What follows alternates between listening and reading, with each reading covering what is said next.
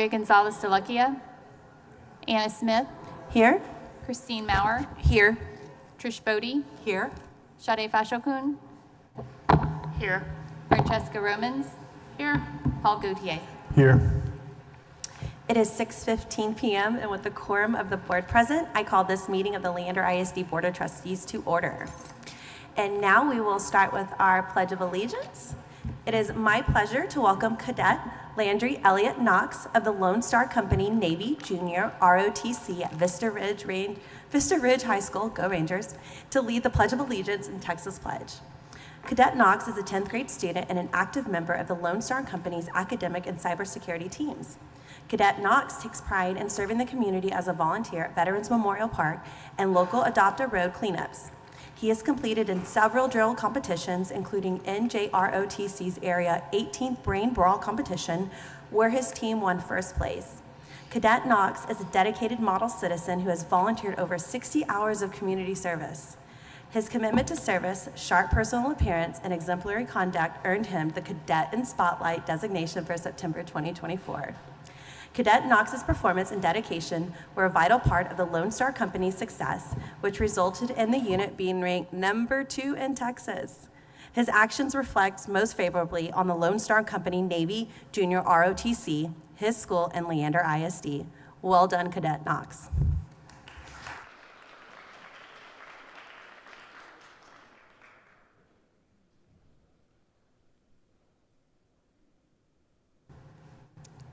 I pledge allegiance to the flag of the United States of America and to the republic for which it stands, one nation under God, indivisible, with liberty and justice for all.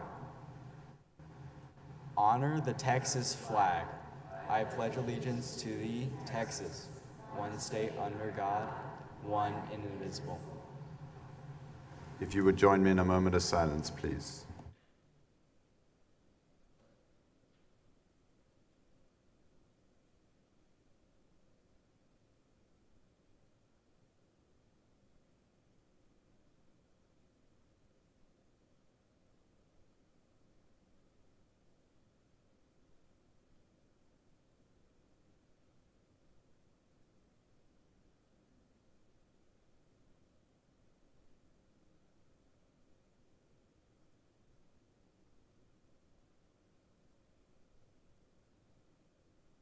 Thank you. Thank you, Cadet Knox. We appreciate it. And now we will turn to what is one of our favorite agenda items, a Spotlight on Learning with Nauman Elementary.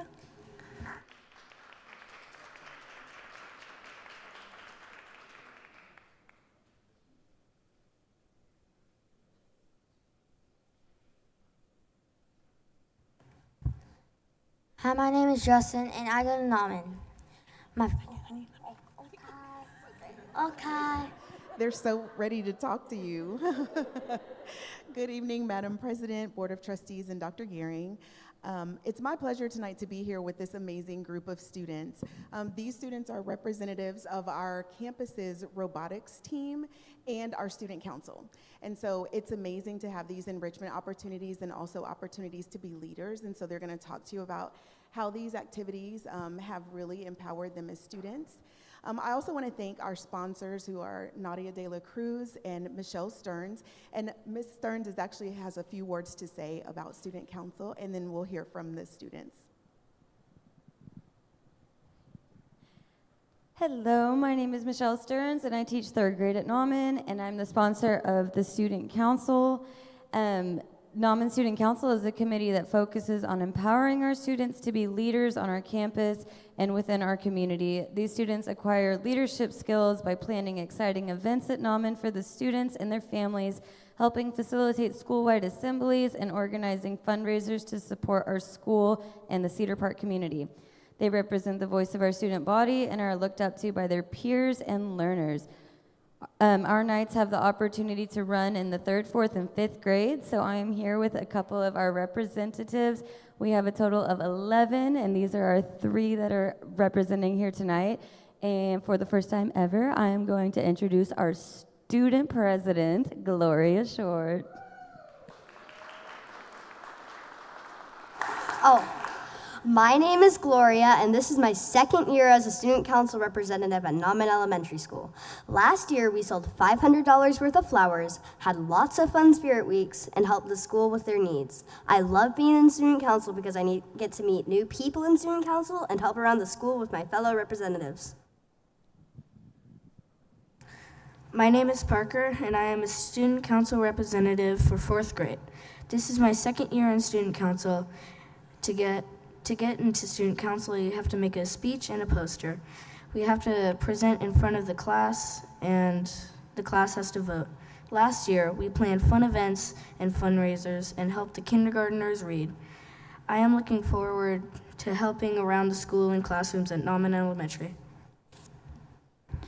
My name is Penelope. I'm running for 4th grade student council. This is my first year running. To get into student council, I made a poster and a speech. I presented my speech in front of my class and they voted for me. This year, I'm hoping to make a buddy program where 3rd, 4th, and 5th graders help first and kinder first and 2nd graders with reading or other work they need help with. I'm looking forward to being in student council. Hi, my name is Justin, and I go to Nauman. My favorite part of robotics was the competition. We got to see all of our hard work doing, practice, creating, and building. Our robots come to life. Hello, my name is Chase Flanagan, and I'm a 6th grader at Cedar Park Middle School. I participated in robotics in 4th and 5th grade. I love robotics because it helped me express my love and passion for engineering. It was also very fun because of that. There were 3 main groups for robotics. There were testers, designers, and builders. As a head builder, I had to make sure that our team members were working on the correct designs. My experience in robotics had me take huge leaps in my leadership abilities.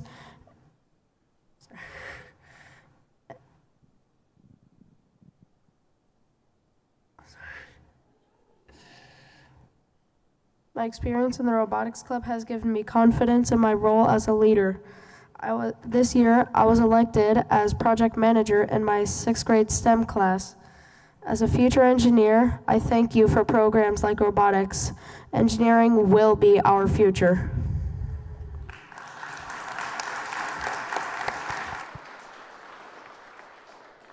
So you can see we have a lot to be proud of our students, and we thank you for the opportunity to speak with you tonight. Thank y'all so much for coming, but stay put because we're going to get a picture with y'all. And parents, if y'all want to get a picture, go ahead and come up here as well to get a picture.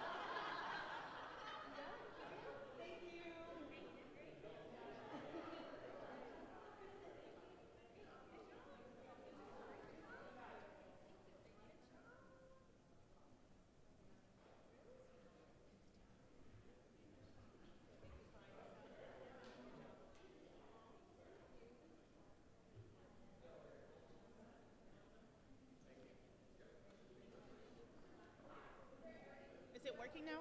Okay.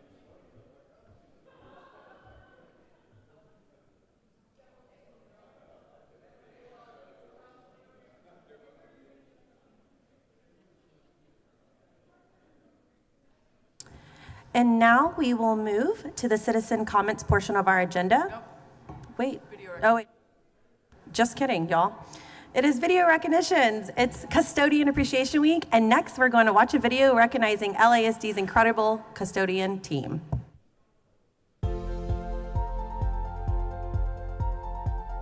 Happy Custodial Appreciation Week. Thank you for all you do to keep our schools clean and a happy, friendly place. I really appreciate you guys for cleaning up after us after we eat lunch. Thank you, custodians, for everything that y'all do on our campus, for keeping the hallways clean, classrooms, and especially our bathrooms, because our kids love to make messes in there sometimes. So thank you so much for helping our kids and helping our teachers support our kids here. I just wanted to thank all the custodians for cleaning up all our mess that we do and for cleaning all the bathrooms too, because I know there's a lot of bathrooms and there's sometimes really messy, so thank you.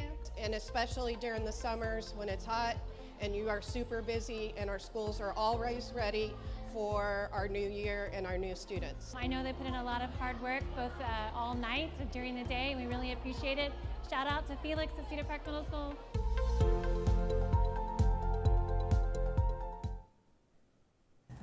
We love our custodians in Leander ISD.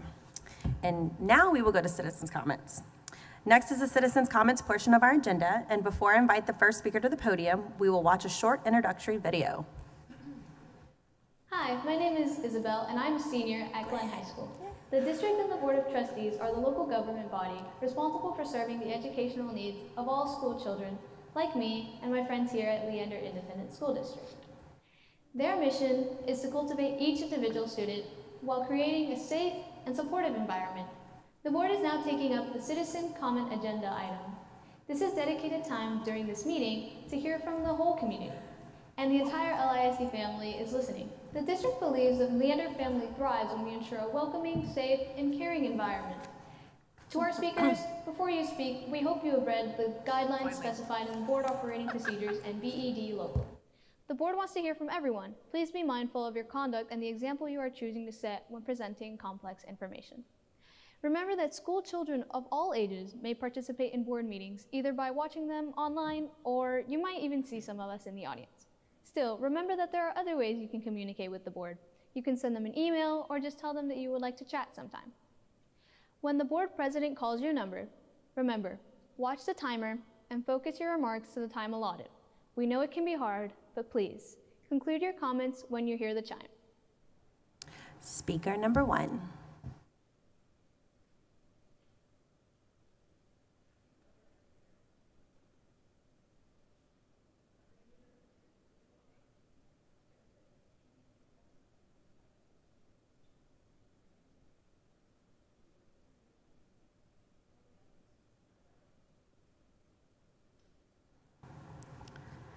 Hi, thank you for giving me the opportunity to speak today. My name is Ekta. I grew up in Houston attending a neighborhood school. Having a school nearby was the best for my twin and I, who were still friends with our 2001 Hostler Pony classmates, for my parents who were able to be more involved than before and knew that if we were playing with our friends, it would be somewhere within walking distance, and for our community, which 20 years later still has kids playing in a vibrant population. When I moved to Leander last year, I knew that living in a community with a neighborhood school was a must. I initially rented a home near Reed Elementary School, but after insistence from family who lived in Treviso for the past few years, and after the bond was passed, I chose to buy a home in March, thinking that the school was currently in the design phase. On my street, which is a newer one, there are kids riding their bikes, scooters, and playing basketball every night. Every single one of my neighbors has elementary school-aged children, and my in-laws, which live in an older house in an older section, they too have neighbors with elementary school-aged children. My family and I, as well as our neighbors, were horrified when we learned that the school may no longer be built. As someone with a strategic finance career, I understand that money is always finite, but that doesn't mean you don't invest in growth areas. I ask that you please consider the children that are going to be attending an overcrowded C.C. Mason, the promise that you already made to our neighborhood, which caused us to invest in the community, and the mission of LISD. Thank you. Speaker number 2.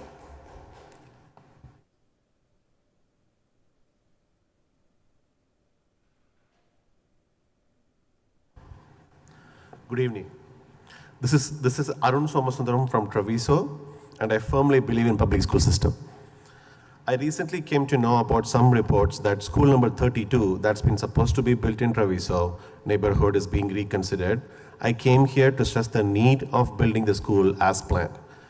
In the 2-mile radius, including Treviso community, We have 1517 students, that is 1,517 students of ages between 5 to 13. According to the data from PASA, the projected capacity of C.C. Mason School in the year 2029-30 is going to be 1,071, which is 30% more than the current capacity and would be the third highest in the entire district. These kids are already standing at the bus stop at 6:10 a.m. If we zone them at the school that's farther away, which we'll have to, they will have to start even earlier, taking away their sleep time. We all know the kids, especially at this young age, need sufficient sleep and for the physical and mental development. Other point, one of the major reasons for the passage of the bond last year was the school being funded number 32 to be built in Treviso neighborhood. And if that doesn't happen, it erodes the trust and the beliefs the voters have in the administration. I will not be surprised if the sentiments reflects in the future elections. Hence, I kindly request you to consider funding the school as planned and complete as per the schedule. Thank you so much. Speaker number 3.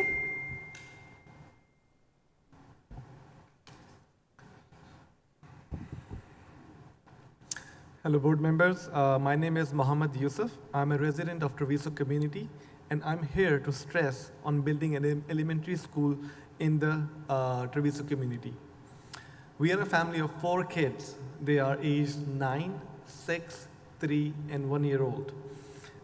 Treviso is a community of young parents with over 800 homes and over 1,200 kids aged between 5 and 13.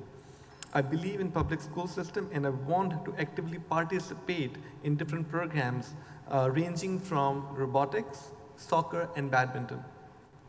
It saddens me to learn that the school in Treviso is being reconsidered, and I stress that the school in Treviso is needed by the families who are currently living there and planning to move in the community because of the wonderful families that we have in the community. My kids have wonderful friends in the community that they play with them in the park almost every single day, but it saddens me that they don't share the same classroom. It will build a stronger community and stronger friendship if they go to the same school and play in the same park in the same community. Thank you. Speaker number 4.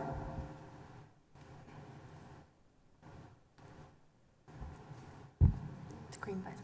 Oh, it's already on. Good evening. My name is Alana Mankata, and I'm here tonight to show my support in the building of the new elementary school in my beautiful neighborhood of Treviso. My family and I moved to Treviso a year ago, and one of the main things that attracted us to Treviso was a sense of community and that it was so family friendly. Treviso is large and ever growing. The fact that we've only lived here 1 year, I've come to meet hundreds of new faces at fun family gatherings. As a former public school teacher, I've seen firsthand the positive impact students have when they're able to attend the school within their own neighborhood. I can recall a time early in the school year where I myself was new to the district. A time where kids are normally getting to know each other, I quickly noticed how friendly and comfortable they all were. I smiled and said, "Wait, you all know each other so well?" They said, "Yes, Miss Mankata, we've all known each other since kindergarten." Most of us have walked or biked to school since we were little. We all live here. We're all neighbors. As the school year progressed, so did that sense of belonging. I saw the impact it had. They may not have all been best friends with each other all the time, but they did respect each other. They knew each other, they knew their parents, and they knew where they lived.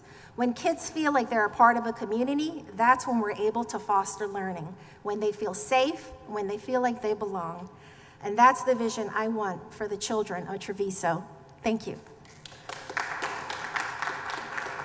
Speaker number 5.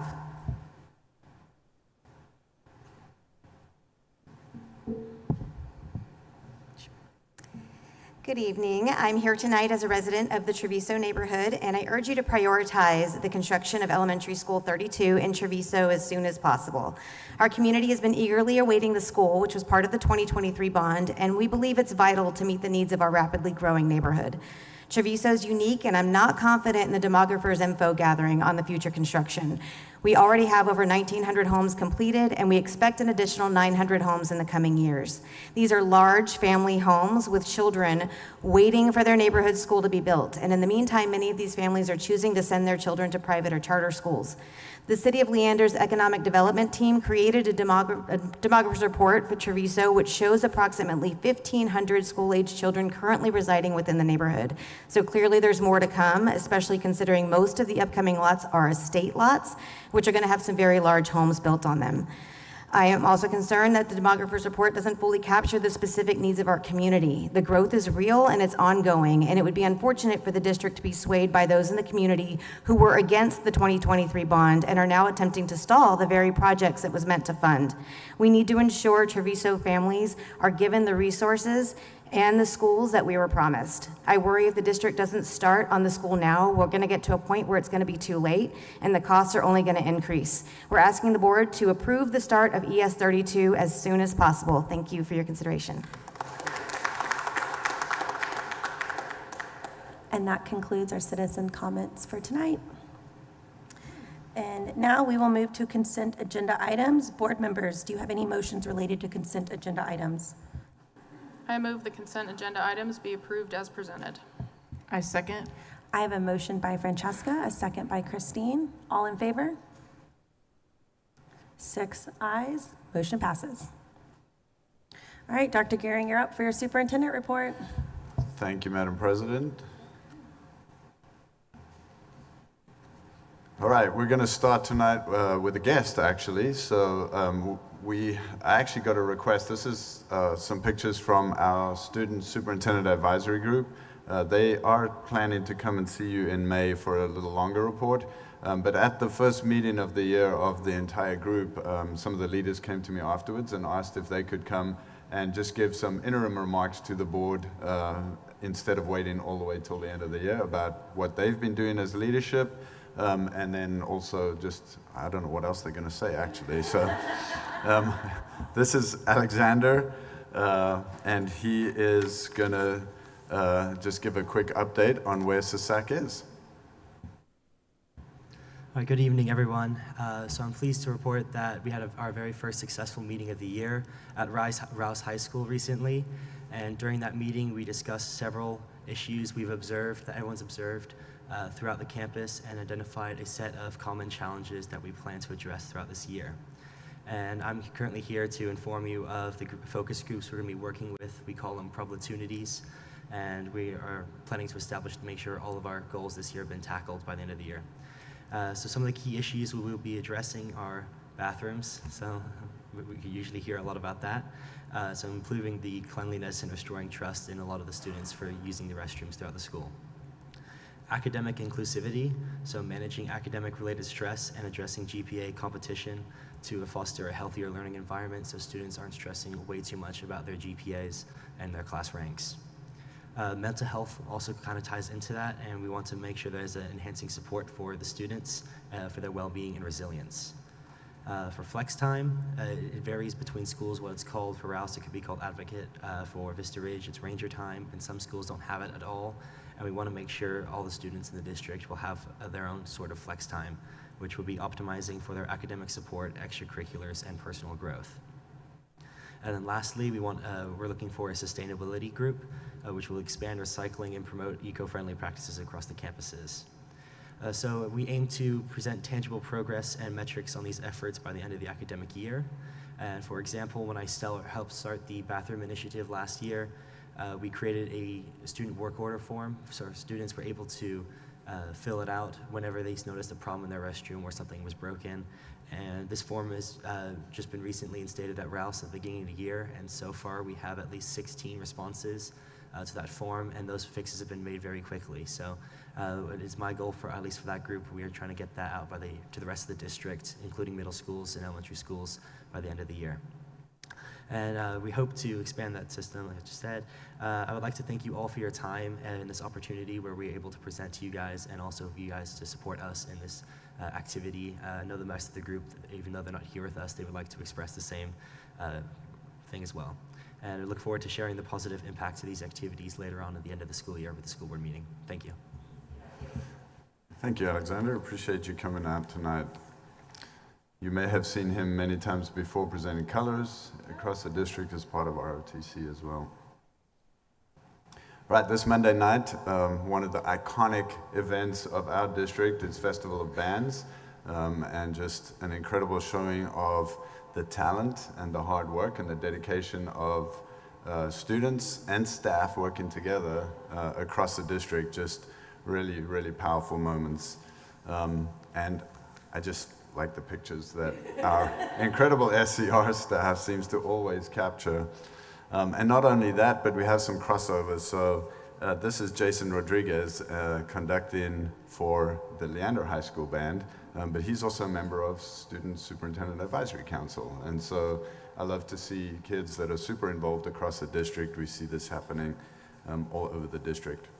So not only fine arts, also lots of great things happening in stadiums across the district. This was the Leander High School homecoming game. They managed to knock off an undefeated Georgetown High School. That's the first homecoming victory for Leander High School in 12 years. So it's a big moment in town.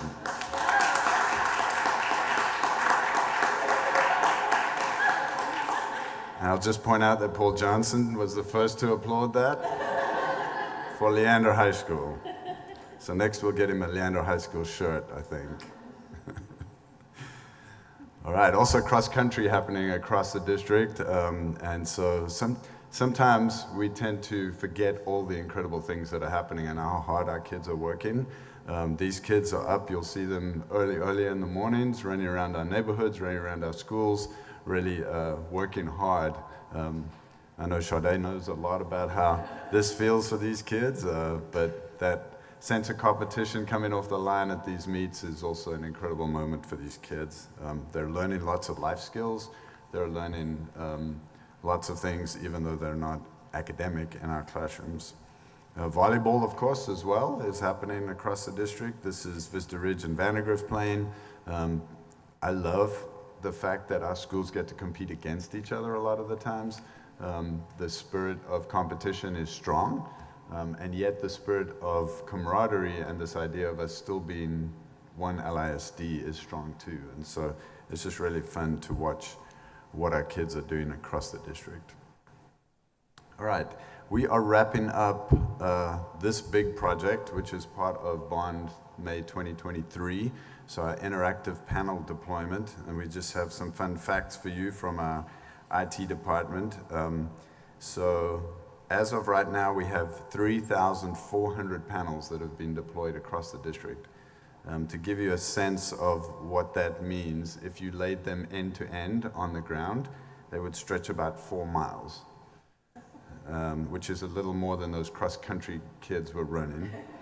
And if you just tiled them together, you'd cover over 15 football fields.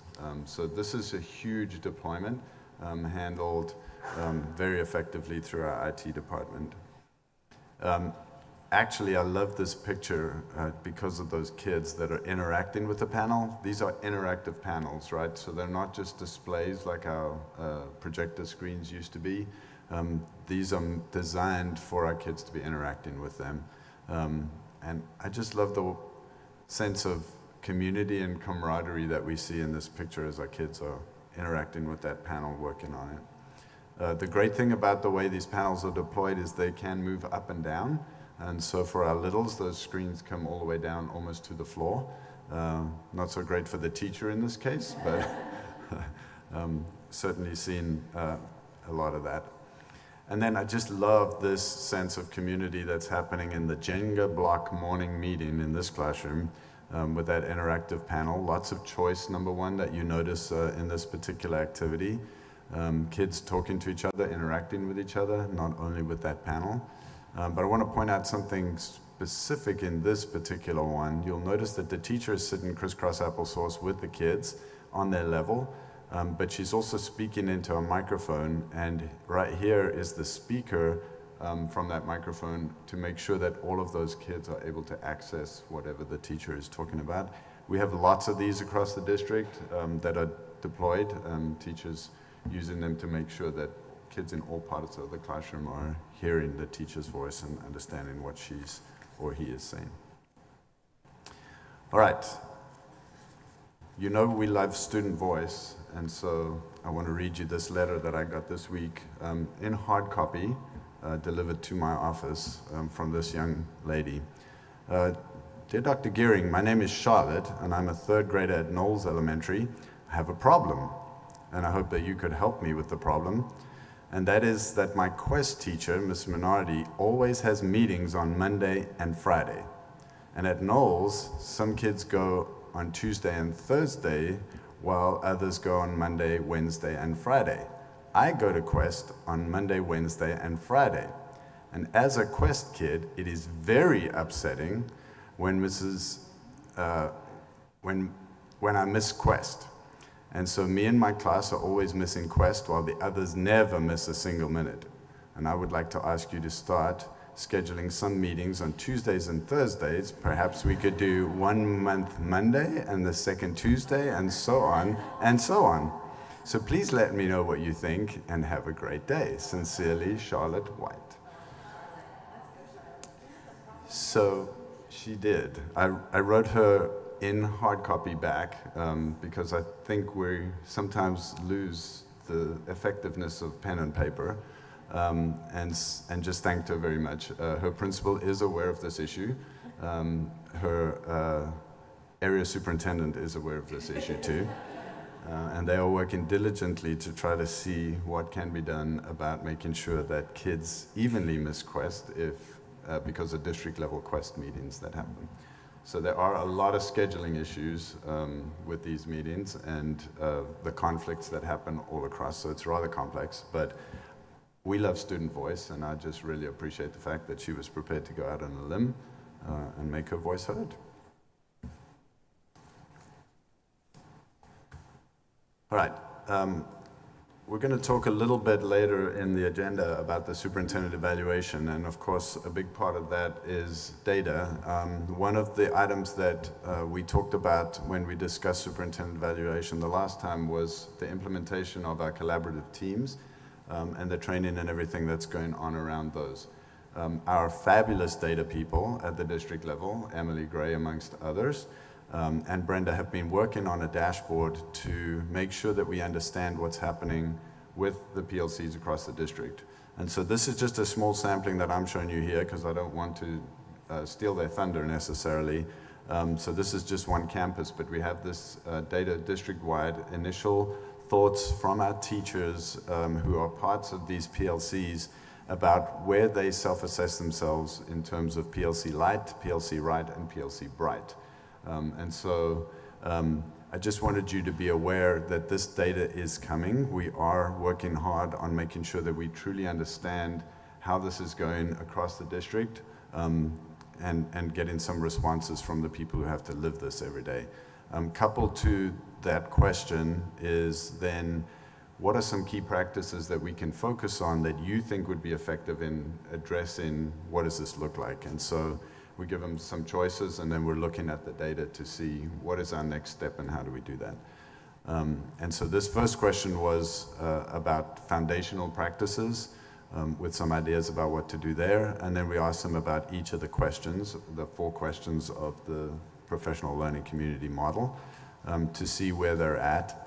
And then again, what are some strategies that you think will help us to get to PLC Bright? And each of those questions has that set of data. So we're excited to be able to show you this a little bit later as we get there, but I just wanted to give you a sense of the kinds of data that we're starting to look at as we implement the district improvement plan for this year, which of course is then well aligned with the strategic plan, and that heads us towards that paint done of by May of 2027, this is what this looks like across the district. And then following up on that, we have Amplify Your Impact, coaching collaborative teams in PLCs at work training that has been happening this week. So this has been offered on 3 separate days to make sure that our folks have the opportunity to get some additional training. And this is especially training that's been offered to our guiding coalition. They did this in the summer, I believe, and then now being offered to PLC team leads. To collaborative team leads to make sure that we get that as deep in the district as we possibly can as we go forward. All right, let's see what's next. So, talking about training, I'm going to read you this little blurb. We're very excited about Eli, not Eli Ponce. He's the kid that I talked to you about last time that we're tracking and watching. This is Empowered Learning Institute. As you know, we now have a new assistant superintendent for empowered learning in the district. But this is, of course, the brainchild of that small team of people that you see in that right-hand corner, Maddie and John and Lee. Got it. Okay. So the digital learning team launched the 24-25 Empowered Learning Institute, which is a year-long professional learning experience in which participants will explore the process of designing learner-centered experiences while integrating technology, content, and pedagogy. And after applying to be part of this year's cohort, applicants were notified with a surprise visit during a district-wide acceptance tour on October 2nd. So this is the initial step in creating a fun and engaging learning experience, as well as modeling how to create a family feel for the cohort. If we aren't excited about learning with them, then how can we expect them to be excited about learning with their kids? The idea is inspired by The Power of Moments by Chip and Dan Heath and has been a memorable experience for past participants. So you may have heard us talking about this before. This is growing in the district, so we piloted it. It's working exceptionally well. And so we're just really, really excited about this kind of learning, modeling exactly what we want to see as ownership of learning across our classrooms, across the district. All right. Safe and innovative learning environments. I want to just focus a little bit on Right Away at Wiley Middle School and Rouse High School. They are making good progress out there, and so we just wanted to share a few pictures of what that looks like. You can see that we have hard curb and gutter in. We have pavement on both sides of Right Away. That involves eventually having a lane in each direction with a turning lane in the center. We also have these, which are called hawks, in place, which are pedestrian crossings. There are 2 of them on Right Away, 1 at each school, to make sure that we have safe passage for our kids. And so we're pleased with the progress that we're making. We appreciate the partnership that we have with the City of Leander. Our principals out there have been absolutely incredible in helping manage. We appreciate Chasco, who's the construction company that's working on this project. They've worked extremely well with us as well. We just really appreciate this partnership. Even the Road Authority for 183A corridor has been working really well with us. Sarah, remind me of the name. CTRMA, thank you. Okay, this is actually community empowerment. This video is compliments of a Wiley Middle School parent, Pial Kamal, and so we want to thank him. We just got this video. I don't know, you gonna play it? We don't have a video. No? Okay. I will make sure that I send you the video so that you can see an aerial flyover. He's a licensed drone operator. And so he did a flyover of Right Away, and I will make sure to put the link for you in Friday memo tomorrow. And then to round out, just a reminder that we have general election coming up on November 5th, and we are a voting community. We encourage every one of our employees, we encourage every one of our parents and community members, we encourage everyone who lives inside the boundaries of Leander ISD to make their voice heard, to educate themselves about what's on the ballot. That is what's on the ballot for public education, but also what's on the ballot in general. We think it's extremely important that as many people as possible vote in every election, because every election matters and every vote counts. So early voting starts on October 21st, and then runs all the way until Friday, November 1st. And then, of course, Election Day is on November 5th. We do have several sites that will be polling stations. And so we do encourage everybody to educate themselves on what is a complicated ballot because it's a general election. So make sure that you find out what's on your specific ballot for where you live. And then educate yourself about the choices that you have to make ahead of time so that when you get in the polling booth, you understand what it is you're voting on. And we encourage you to get out there and be a voter.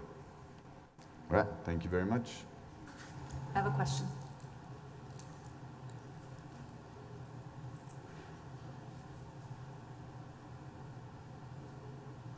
I have a question. We've talked about dashboards for our SHAC and for our CSAC.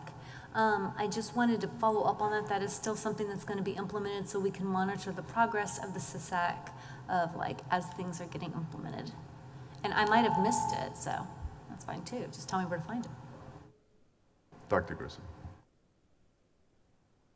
Yes, ma'am. We actually just had a meeting last week with all of our committee leads to talk about what could that look like. And so we're formatting that, putting some ideas together, and we'll have that out to you all soon. That's excellent. Every time we talk to our CSAC team when they come in, I'll say, what is something you really want to see come out of this? And they're like, I want to see all of our work keep moving forward. And so that dashboard helps the board to say, hey, how are we doing and how are we moving? So we appreciate all the work that they're doing, and that'll help us kind of stay engaged that way. So thank you very much for that update. I'm also curious because you started off with this amazing information of what our students are doing in the district. And I keep thinking of not only all the awards, the achievements, we've got the athletics, fine arts, we also have kids in UIL and academics. I mean, it is all across the district. I don't want to task SCR with anything right now, but later, I would like to know, because back in the day, community papers used to want to promote like what the students were doing. I'm not talking about board work. I mean, papers come and watch what board work's doing, but I'm talking about something about bragging on our students. Because that's your, you're in the community, that's your future workforce there. I'm just curious how many papers are reaching out to SCR and asking them for these fabulous details about our students. At some point, at your leisure, but I just think that would be interesting to see. Yes, ma'am, I think we can get that in a Friday memo coming up. Board members, any other questions? All right, thanks, Dr. Gehring, for the update. All right, now we're going to head to 7A1, discussion of the 2023-2024 Leander ISD Community-Based Accountability System, Part 1.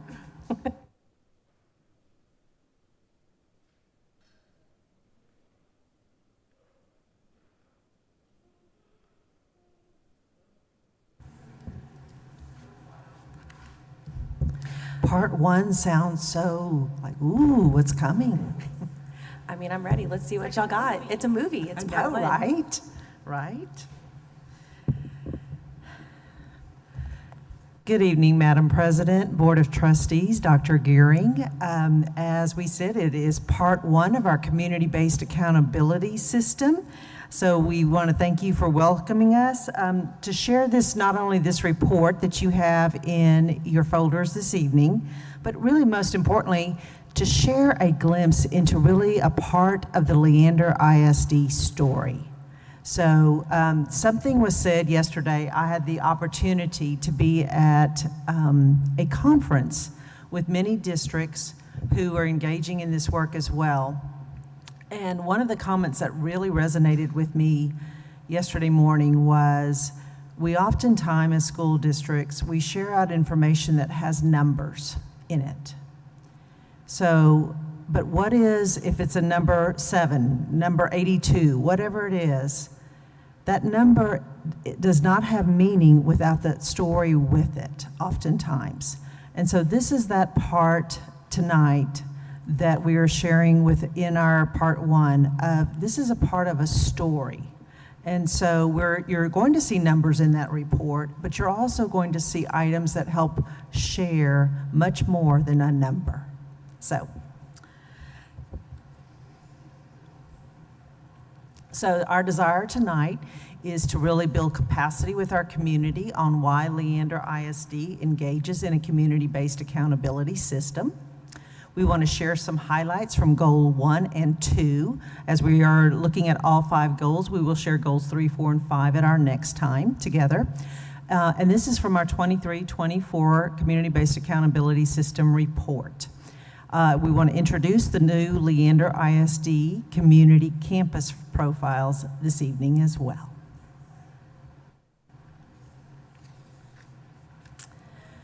So as we've shared these documents many times, I just want to ground us in that these are our guiding documents, and they really serve as the foundation of our community.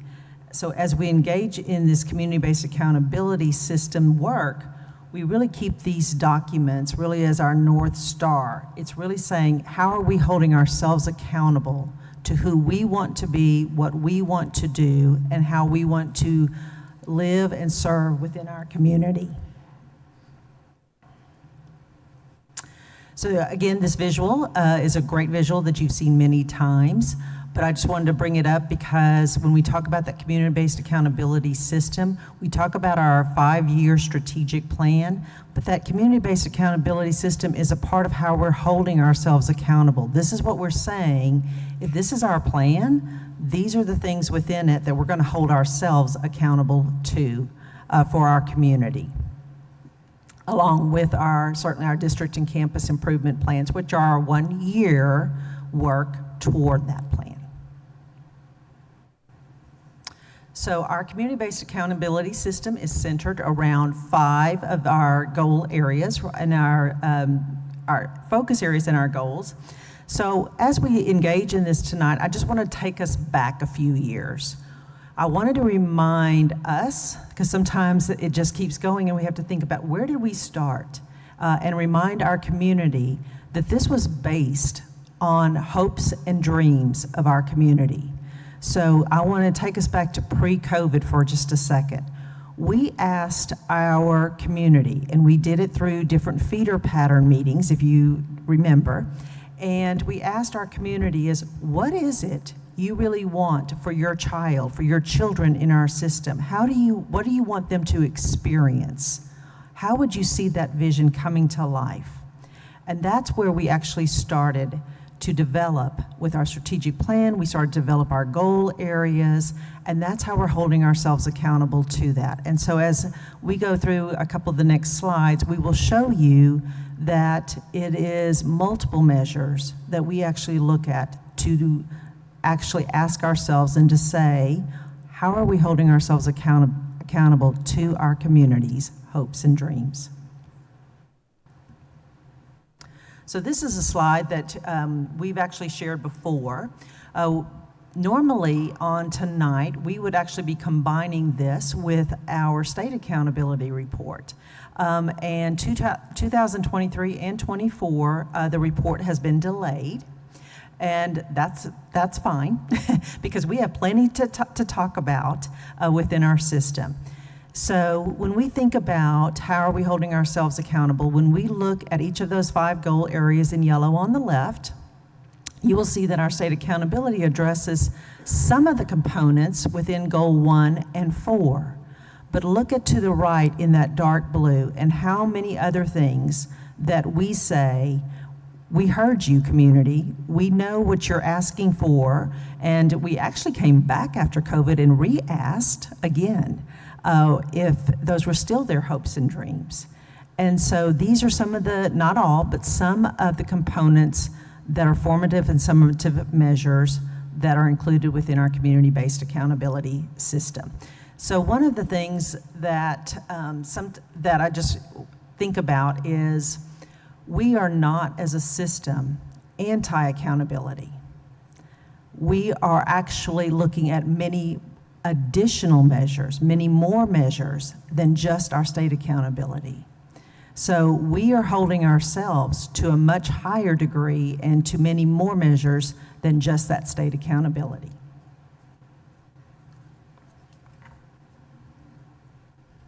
So before we go into having some of our cabinet members present for goals 1 and 2, you have the 2023-2024 report in your packet. It was just published on our website yesterday. So you have the first hot off the presses for this. But I want to just kind of share just some brief components to this report. This may look a little different than it has in the past. And it looks different because we have taken the feedback from our community-based accountability system committee that included students, included staff, it included parents. We took their feedback as well as we took feedback from our DWIC committee on the report from last year, and we incorporated that. So want to include or share with you some of those changes that you'll see. One of the pieces of feedback that they shared was they really wanted more of a condensed version of the report.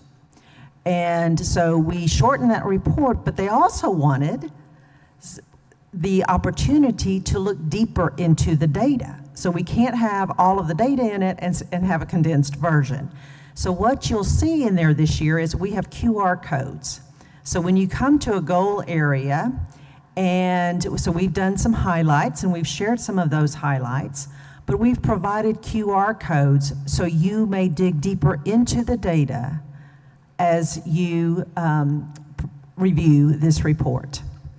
So you will see data, you're going to see information, you're going to see stories. One of the other pieces of feedback that was shared was, we know we are not perfect. We are a continuous improvement district and we will continue to be that way. So we have strengths that we want to highlight, but we also have opportunities for growth, for improvement. And so the committee said, please just point some of those specifically out. So we've done that within this report, as well as some bright spots. So I just wanted to orient you to what you're seeing in this, and that feedback from our committees, from our students, our staff, from our parents, is critical, and it helps us to produce a report that is meaningful to our system. All right, and what a beautiful pamphlet. SCR and Shannon Lombardo did that. It looks great. So as Brenda mentioned, it is condensed in that you do have the URLs. Tonight's presentation is like a Cliff Notes of what you have in your pamphlet as well. So we are going to start off with Goal 1. You see the two of us up here again. And we're looking at empowered students through meaningful learning experiences to optimize growth and embody the LISD profile. And when we look at that, there are 3 key questions that we are asking. To what degree do students have the opportunity to engage in meaningful learning experiences and deeply explore and investigate areas of aptitude and interest and build real-life skills for their future? To what degree are students equipped with the skills and opportunities needed for personal and academic growth that will serve them outside of and well beyond our school? And to what extent are Leander ISD students demonstrating the graduate profile attributes? You saw on slide 6, Brenda showed you the different measures that we have within the CBAS accountability system. Did you notice that a lot of those measures are actually in Goal 1? So again, I encourage you to utilize the QR codes. We're going to cover a little bit, but you will probably want to see more.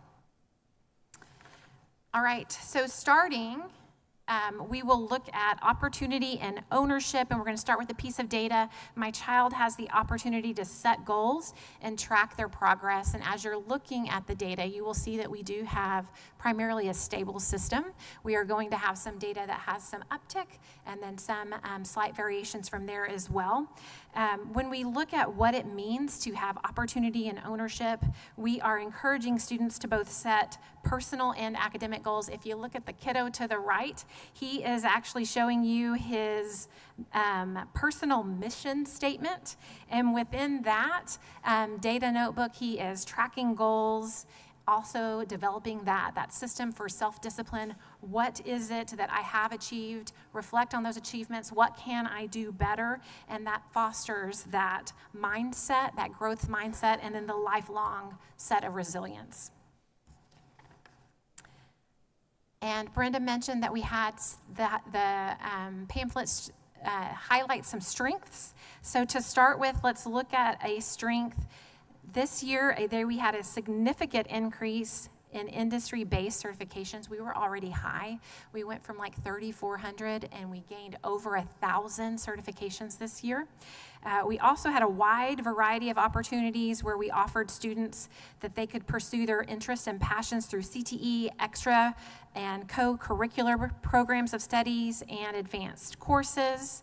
We had a significant increase. I'm not sure if you guys remember last year about even the graduate profile verbiage. So we had a significant increase in our secondary students, with our students knowing how this impacts their future world. In fact, one of the questions, one of the highest percentages was on, from both parents and students, how this year they have been helped to develop creative and critical thinking skills. Another strength is that we administered an additional 1,700 AP exams to 500 more students, right? And to the right, you do see that picture of the National AP Large District of the Year. That in itself is an achievement. That is something that you think, wow, that is great. But if we dig a little bit deeper, what does that mean? How did we get that? Part of it is that we did have more students enrolled in the courses, right? We did have some parity of access to those courses. Another part had to do with the number of students that we had take the exam. But if you think about statistics, if we broaden our scope and more students are taking those exams, then statistics will say, typically we'll see a decrease in our percentage of pass. We did not. College Board recognized that not only did we not see that decrease, we increased our percentage of passing score. So that's a great achievement. And so we'll roll off of that and talk about a couple of other bright spots. We have several Lighthouse districts, Leader and Me campuses in our district, and this year 2 of those Lighthouse campuses were selected to be showcased in the Austin Symposium. So we had members from around the state come and visit to see how we're doing what we do. And another bright spot is in our Project Search, the branch of LISD's 18 plus. We are highlighting the opportunities to participate in that year-long internship. And those are a couple of our bright spots, but again, I encourage you to delve a little bit deeper. All right, and I will say that as we prepare for these, we always do the notes and our talking points together in case one of us has to cover for the other. And tonight was almost the test. And unfortunately, it was going to be me that had to be the test of that system. And I was a little nervous. I love Kristen, but I've never been so glad to see her come. So she could speak to her slides. Otherwise, you get a Clark unscripted. It would have been great. Okay, so yeah. Yeah.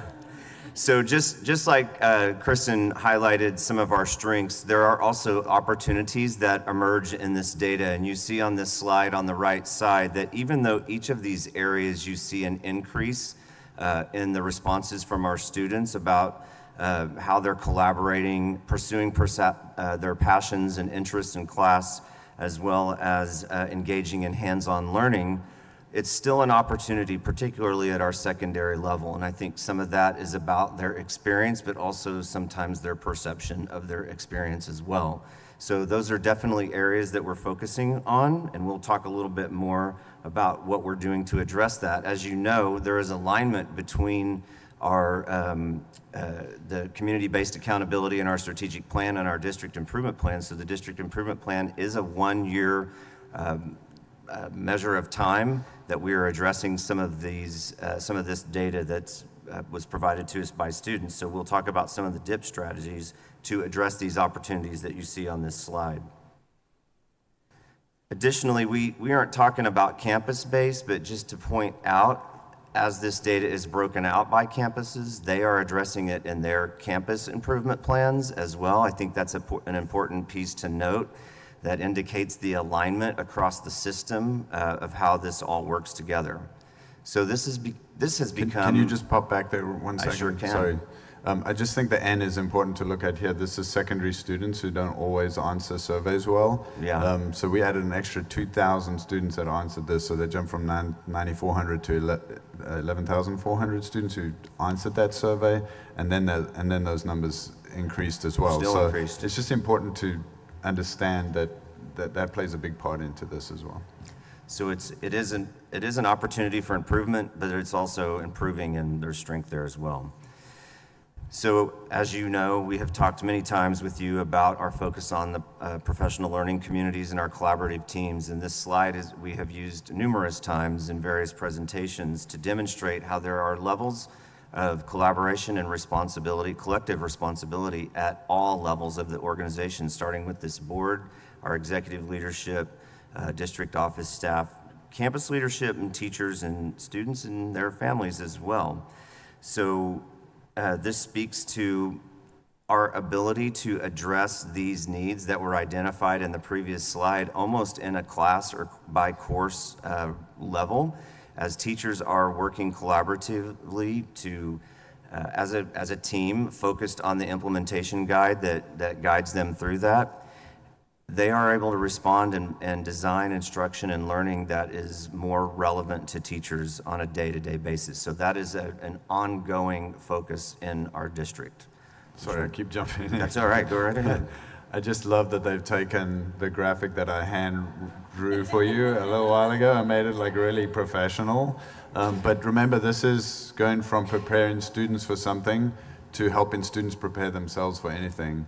And I think it's really important to note that these are the scaffolds that we're building to make sure that we can get across that paradigm shift, right?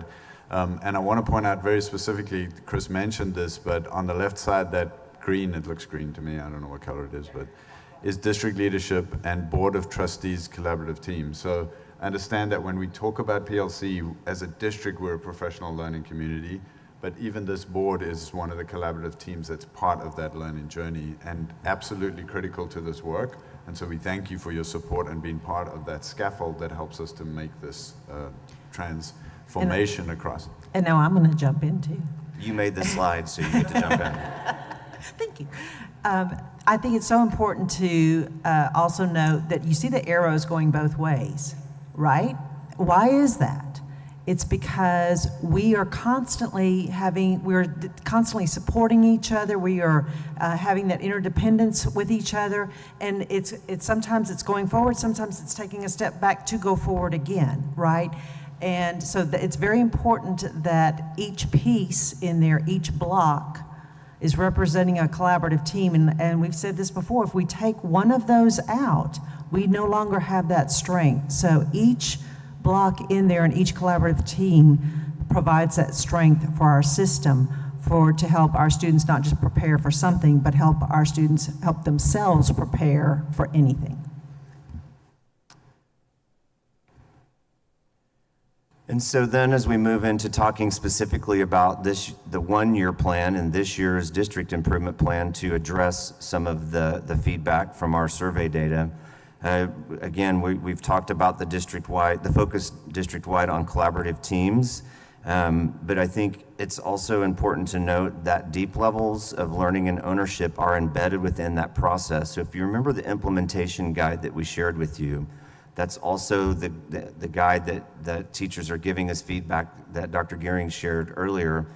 They're rating themselves on how they are doing with that work. So to be all the way to the left at PLC Bright, they have to be using these one-pagers that were developed collaboratively with the curriculum and instruction team, as well as campus principals, teachers, instructional coaches. Those define for us the type of learning and teaching that we want to see occurring in classes, so that those are guides for teachers as well, and that's all embedded in that process, and teachers and their teams are working towards that. Goal setting and portfolios you see under promoting and expanding the ownership of learning, those are addressed in the DIP.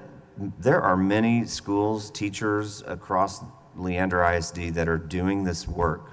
What we're going to do with this year's district improvement plan is try to collect and gather all of those different practices that are occurring, look for themes. So it's really about defining, aligning, and then trying to replicate so that there is some standardization. Now, I don't want that to make it sound like we're going to turn something exciting into something boring, but we want to standardize the experience that all students have.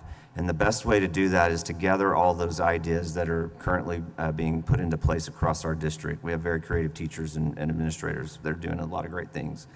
And so it's an idea share. So I think that's going to be really positive. So that applies to both the portfolios and the goal setting, and to a certain extent with the career and real world connections portion that is also in goal 1 of this year's DIP. Part of that is curricular work. I think actually you asked about this when we were talking about math, maybe a couple of you did.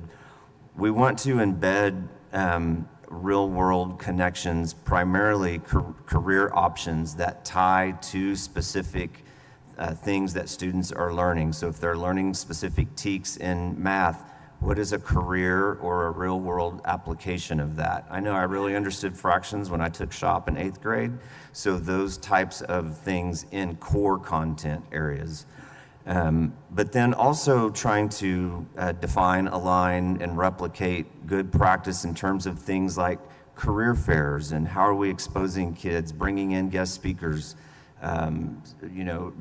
just exposing them to a variety of different careers that are even possible. I know we recently attended a conference where we learned about the need for pilots and aviation workers in the next 10 years.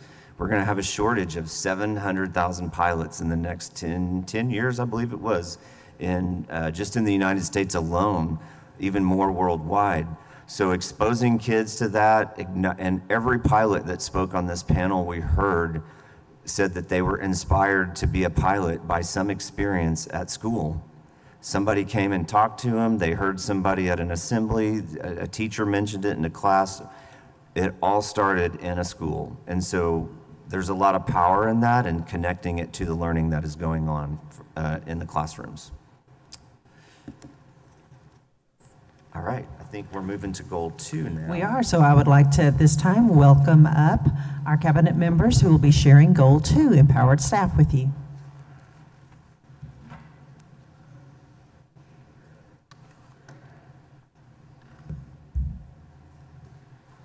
I've got a whole group for you guys.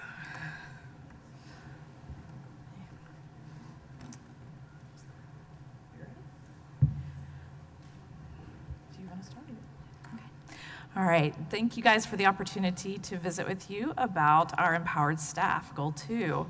So in goal 2, we are looking at the questions: to what degree are we attracting, growing, and retaining first-rate employees committed to the Leander ISD values, principles, and culture? And we're also looking at the question: to what degree do Leander ISD staff feel valued and connected to their campus and department and the district? And so clearly with staff, we have all different types of staff across the district with different needs. And so you have a representation of a variety of different departments here to share some of our successes from last year.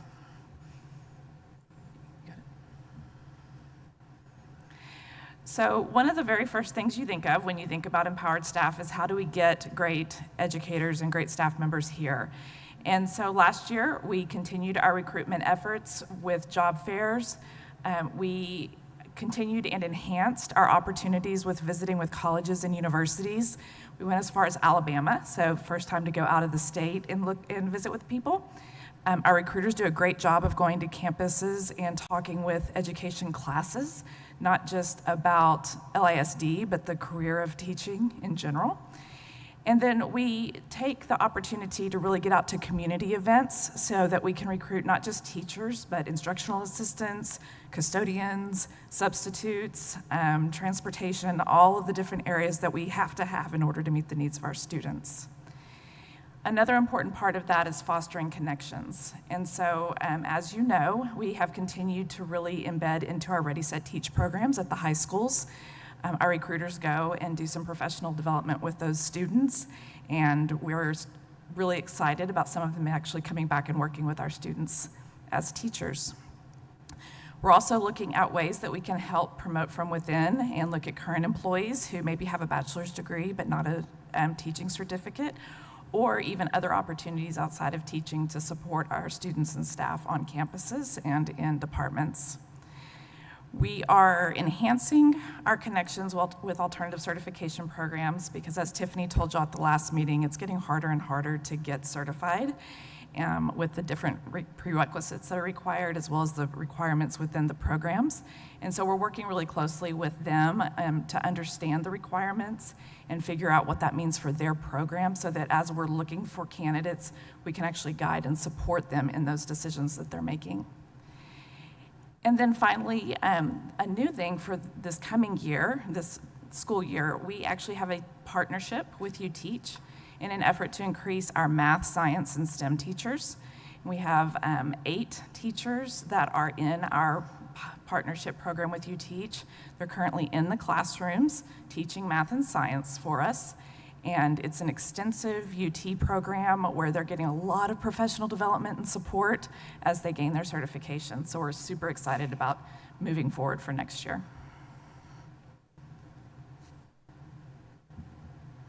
Quick story about Ready, Set, Teach. So it's kind of cool. I was at the Rouse Cedar Park game last Friday night, and this guy comes up to me. He's going, "Hey, PJ." I'm like, "Do I know you?" And he goes, "Yeah, class of 2014 at the Ridge, Jake Alexander. Now I'm the Cedar Park cross-country coach." So it's kind of cool. So we got talking. I said, "What made you want to teach?" He goes, "I was in Ready, Set, Teach when I was in high school."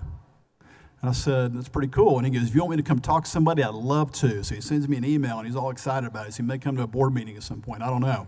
But Jake's all excited and said he learned how to interact with kids at a really kind of core level, and that led to his going into college to want to do that. So quick plug for Ready, Set, Teach. So this builds into the growing side of empowered staff, which is obviously really important. Once we attract them, we want to grow them. And we're excited to say that 75% of our staff responds to the UT survey, strongly agree that training is available to them so they can do their job better. So that's been consistent over 3 years. People come into our system and feel like there's training in place to help them navigate that and be successful.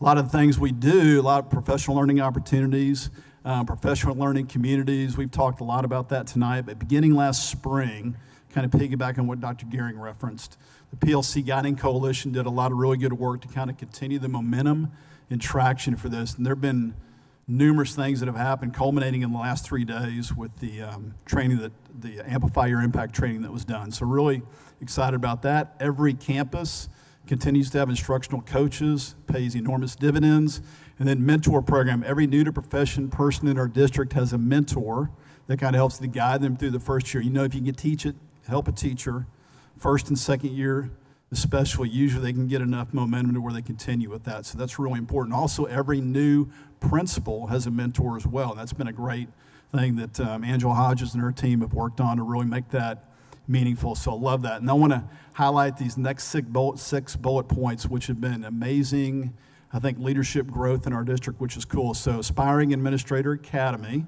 So the first cohort of that was in, I think, 2020. This is our 5th cohort this year. And it's exciting. We've had 61 people participate, and half of those people have received assistant principal jobs in our district, which is pretty cool. So this year we have 13 members who meet monthly. We have 6 assistant principals or principals leading that work, plus student support services. So we have district leaders and campus leaders leading and mentoring people coming into the professions. They have to be in a program. So AAA is off to a great start. The next one is the Prospective Principal Program, which is really you're an assistant principal and you want to become a principal. So we've had about 80 people complete this program, of which 41 have become principals in LISD or other districts. So that's really a cool number. This year, I believe we have 10 or 11 people in the program. It started a week ago as well, led by Kristen Alex and 3 principals. We have an elementary, a middle, and a high school principal leading that and meet them on a monthly rhythm. So that's been great to kind of mature and refine some of the leadership on our campuses. We have the Aspiring School Counselor Program, which is neat, started in 2022. So we've had 27 participants in 3 years, and 10 of whom have received counseling jobs. This is led by Steve Clark, and they go through all the components of really what a comprehensive counseling program is like. So that's been a neat thing. Next up is the Aspiring Leader Program, which you know about. That's the program through Concordia that Dr. Grissom is very connected with. This is our 4th cohort, just started. We have 29 people who have completed the program, of which 11 have become assistant principals, 1 instructional coach, 1 director, and 1 principal. And this is a program to receive your master's in educational administration. The cool part about that, it's a partnership with LISD and Concordia. So we're here tonight, and it's a kind of reflection of the health of that. Thank you, Dr. Grissom. That's really a cool story. as well. Another new thing that started last year was the Aspiring Coordinator Director Cohort. So that's a collaborative initiative by our Fine Arts and Athletics. So we had 7 coaches and we had 6 fine arts, either teachers or that want to be directors or want to be head coaches or athletic campus coordinators. And so that's done by Mike Howard, Megan Lyles, and Coach Womack are leading that as well. And so we have the second one that's coming up this year. And they go all through all the components of leading programs, both in the fine arts and athletic realm. So that's really cool. And then the new one this year we're excited to talk about is the LISD Leadership Academy that Kim Waltman and Lacey Delgado have started. But that's if you want to be a leader in this district and we want to grow your leadership quotient and capacity, come on.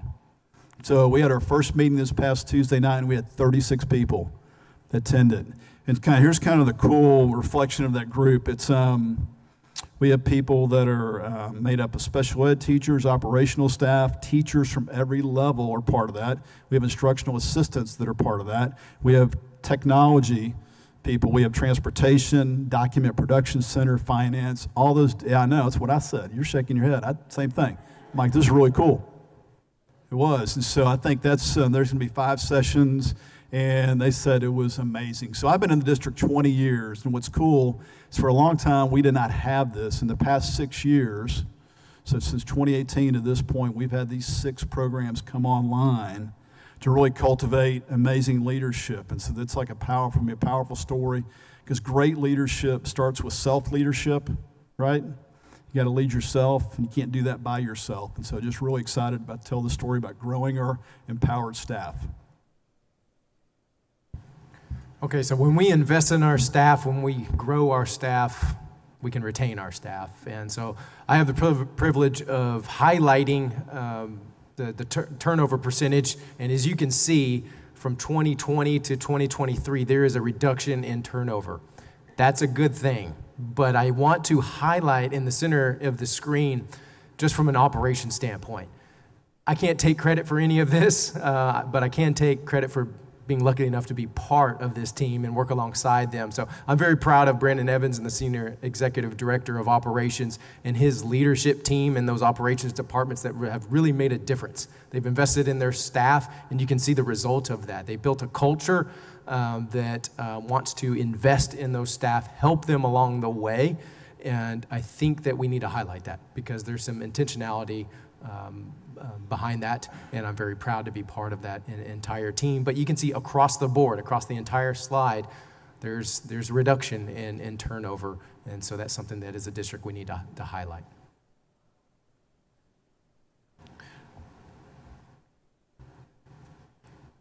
Good evening. Hi.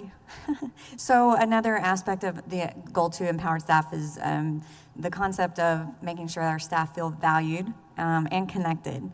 And so in the same UT survey that was discussed with the 75% who feel supported with professional development and learning, approximately 82% of staff respondents there reported we have a culture of encouragement and teamwork within work groups.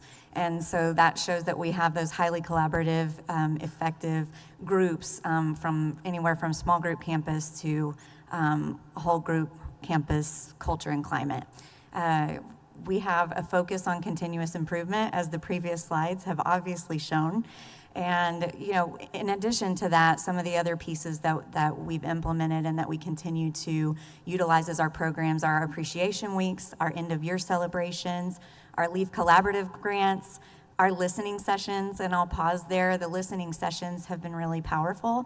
It's an opportunity to have voice and to be able to really have actual conversations with Dr. Gearing and other district leadership, and to share what really matters to staff. So that's been a really powerful program, and I'm very excited about that for not only our staff, but our districts as well. That two-way communication is important.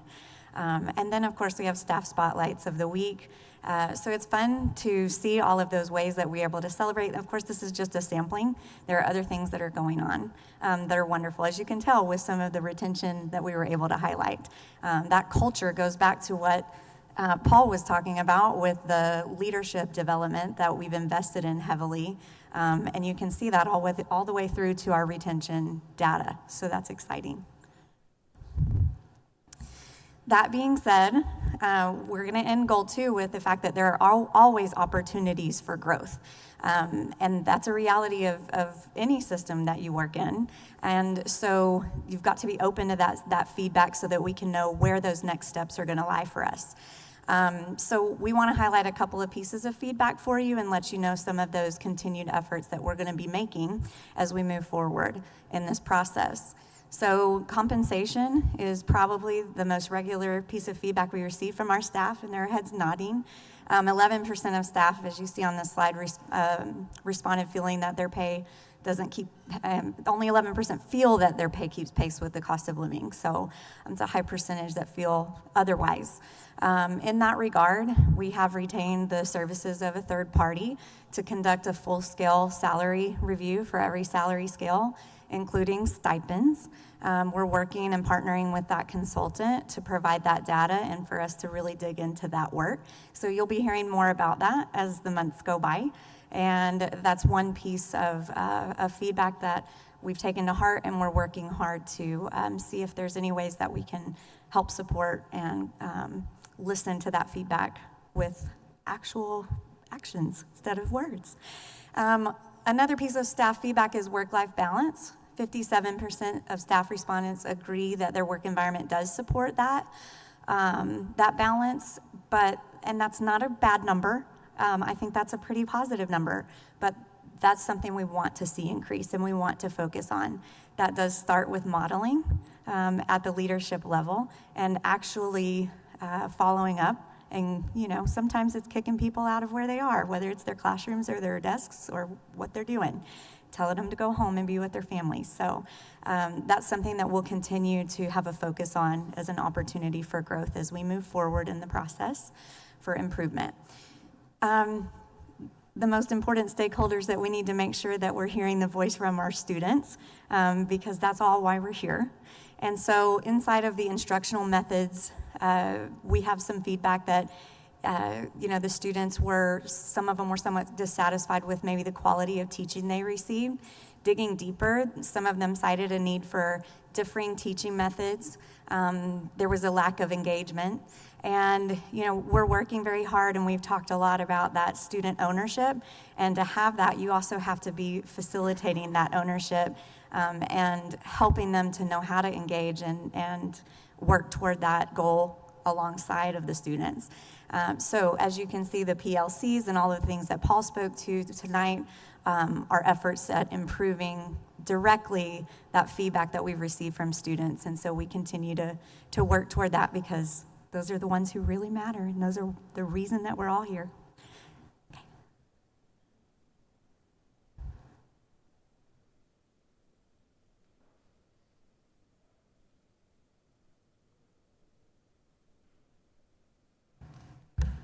Even the more reason why we are engaged in the work of our collaborative teams and working together. So I would like to bring our part 1 to a close tonight with one of the other recommendations from our committees that we received was, we love that district report, but as a parent, and I'm a grandparent for a student in this district, and so it's about, but how is it from my child's campus, right? Really bringing that down to that campus level, which is something we are certainly striving for.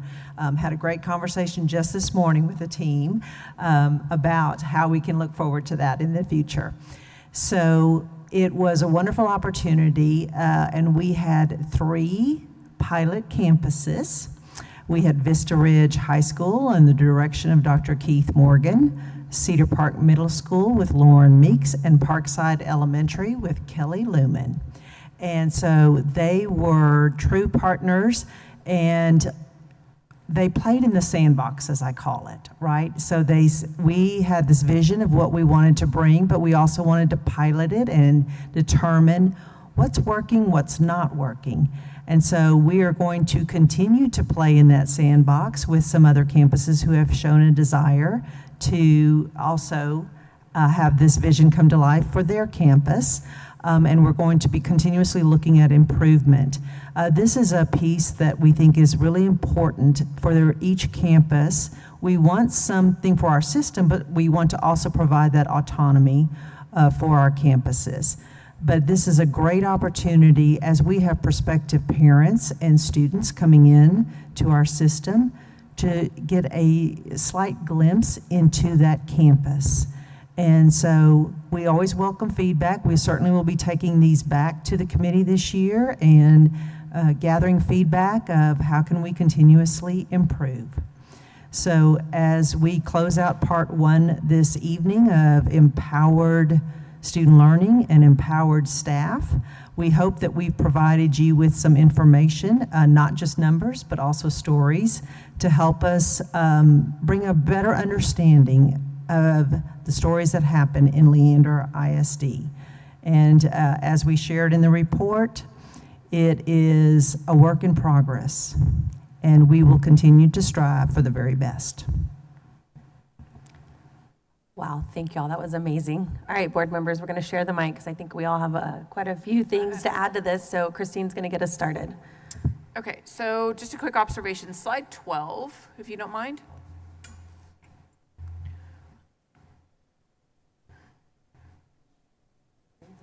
I know. Whoa, that was cool.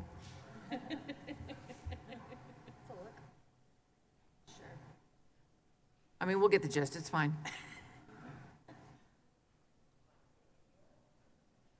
We're fine. We go to 12. It's fine. Going backwards. Close. Oh. 12. Almost there. Poor Daniel. You're doing great. Thanks, Daniel. Sweet. Okay, right there. Yay. You know what? I don't. And it's all there. Yay. Okay. So I just have an observation, and I just want to say the way that this describes our system, in terms of, if I put my business hat on, this is like indicative of a very healthy system from top to bottom. So we get a lot of feedback in the community. Some are very loud voices that think that that we're not being transparent, that we're not doing the work of what we say we're doing. And so that gets a little frustrating for us as trustees when we see things like this, and when we see reports like this, and when we see the stability of the system. And so I would just like to put it out there to the community of folks that say all of these things. Are they really digging into the information, or are they looking for a gotcha moment? Because it's a little frustrating, especially when we see the work that's gone into this, and we know the work that's being done on the campus level to make this happen. And this is at every campus, at every facility, everywhere. And so I just want to say that as an observer of this information, this tells me that there's a lot of stability here. Seeing the results of the surveys asked, especially of students, that you would think that those numbers would go down. We've surveyed more, and they've gone up. Even squirrely high school students who tend to not want to give us a whole lot of information. And that's just who they are, and that's fine. But the fact that they are giving us feedback, and they are telling us that they are getting what they need, and yes, there are some opportunities, probabilities, as you guys call them, right? That we do have work to do, but we're being very transparent about that. We're not hiding anything from anybody. So that's just my observation. I do have a question. The PLCs that were recent, can you tell me if the folks that were involved in that PLC, tell me what it was that was just like the last couple of days? The Amplify PLC. Were those folks that were in that opportunity given substitutes? Do we know that question? Were they given the ability to have a substitute for their classes? If necessary. That was actually campus leadership teams, instructional coaches, principals, assistant principals, and then even curriculum and instruction central office people. Okay, got it. Yeah. Perfect, thank you. That's all I have. So most did not actually need one. Now, there could have been a principal who wanted a teacher or a specific teacher or two to come, and that would have, yes, yeah.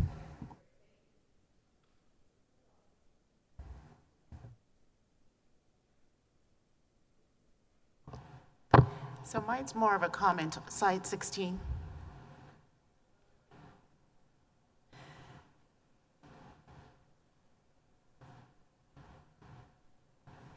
Yeah, that one. So I do remember when it was a little over a year ago, I went to the TASB conference, and one of the sessions, there was a school district that talked about how they were able to revamp their district and start moving things forward and increasing student outcomes. And everything they talked about that day, I'm like, we're already doing that. They talked about implementing PLCs, growing their own, hiring and training instructional coaches. It definitely was not as robust as this, but I was very excited when I heard what they were saying, as it was just another way of validating what we were doing, just from a perspective of another school district. I also had a comment on this slide. I love that we have these mentorship programs in place because we talk about giving our students educational opportunities. We're giving our educators educational opportunities, and that's life-changing for a lot of these individuals. And I actually have a friend who went through the IA program, and to see I know, it makes me so happy because just to see how excited she came into this profession to really just to want to work with kids and to be able to have that opportunity to want to improve her life, but to be able to live that dream that she could not have earlier in her adult lifehood, like that to me is what really makes Leander ISD different. So to see this just makes my heart so happy. One question for right now. I want to go back to slide 9. I guess it's kind of a question. It's more, I'm happy about it. As far as the parents, the percentage of parents right here, that my child have the opportunity to set goals and track their progress. I've said it since I got on the board, student portfolios and the consistency through the district. And what I love about seeing this right here is the parents' number is going up. And I'm seeing it across the district that each of our elementaries and middle schools and high schools are creating these opportunities for parents to get more information, whether that's a math curriculum night or it's a regular curriculum night or they're breaking it down by first, second, and third grade. Like I am seeing it throughout our district. And that makes me so incredibly happy because this has to be a partnership. And if parents understand what's going on in their school's campus, you're going to see the same respect and relationships happening, and it's going to organically happen. So I'm really happy to see these numbers go up. So thank you all so much for working really hard on this.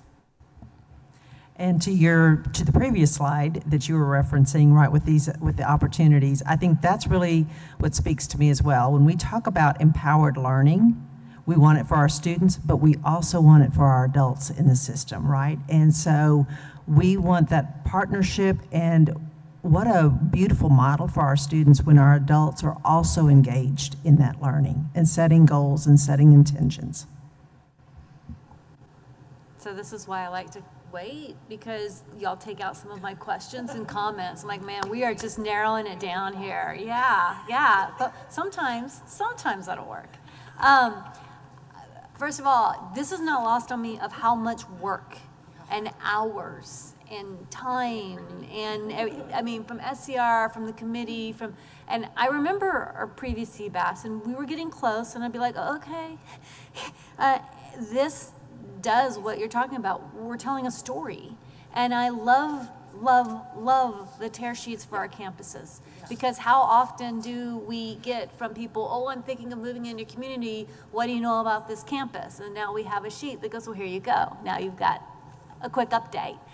This is just amazing, and I love it, and it's really good work, and I'm so thankful for it. So now I have a good question. I now have vocabulary. I'm so excited. So I want to make my request is as we start talking about our industry-based certifications, I would love to see a number of the direct-to-workforce certifications. And I got my vocabulary, so I'm so excited about that.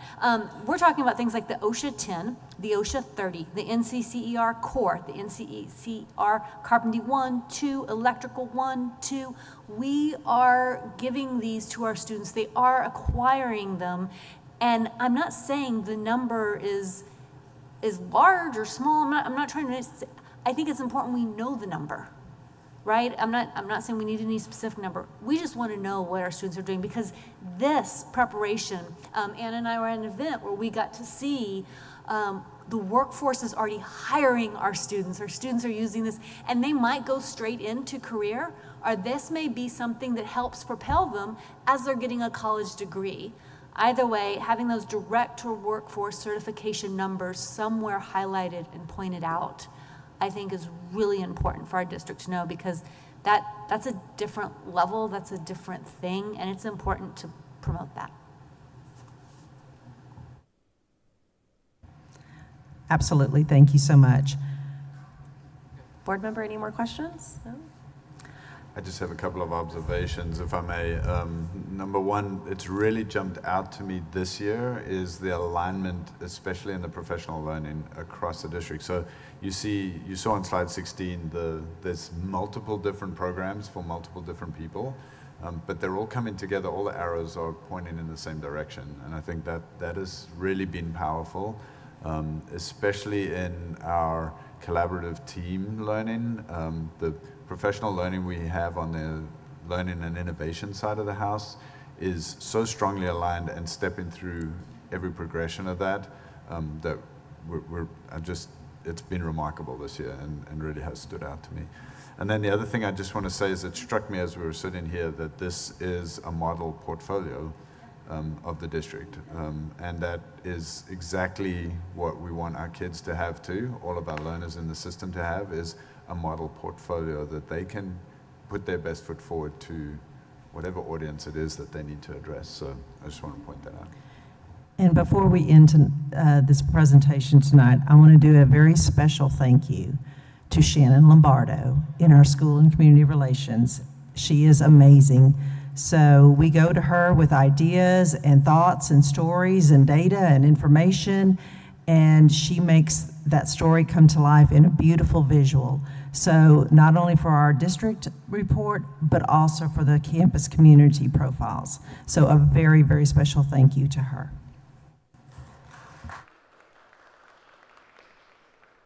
Thank y'all so much. We really appreciate all the hard work on this and looking forward to the feedback for the next committee session. All right, board members. Brandon, do you want to take a break? We're going to head to 7A2, discussion and consideration approval of district campus improvement plans and the annual House Bill HB3 update.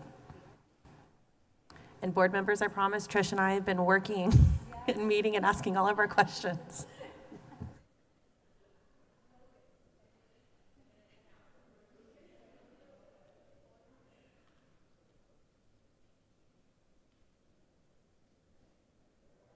All right, good evening, everybody. As mentioned, we are bringing back the improvement plans and House Bill 3 report back to you today. We presented last week, but we know that there were some questions, so we're here and available for any questions you might have. All right, so you know one of the questions we're going to have is about the alignment. Can you help? Because last time we talked a lot about HB3 and we saw those goals, and now I want to move into the improvement plans, because we do comprehensive needs assessment, we get our community involved, and we talk about how our district, what we're going to do, what are our opportunities. And so can you help myself, the audience, the trustees understand kind of this alignment and how this works with site-based, the district-wide committee, and what part did they have in doing this step?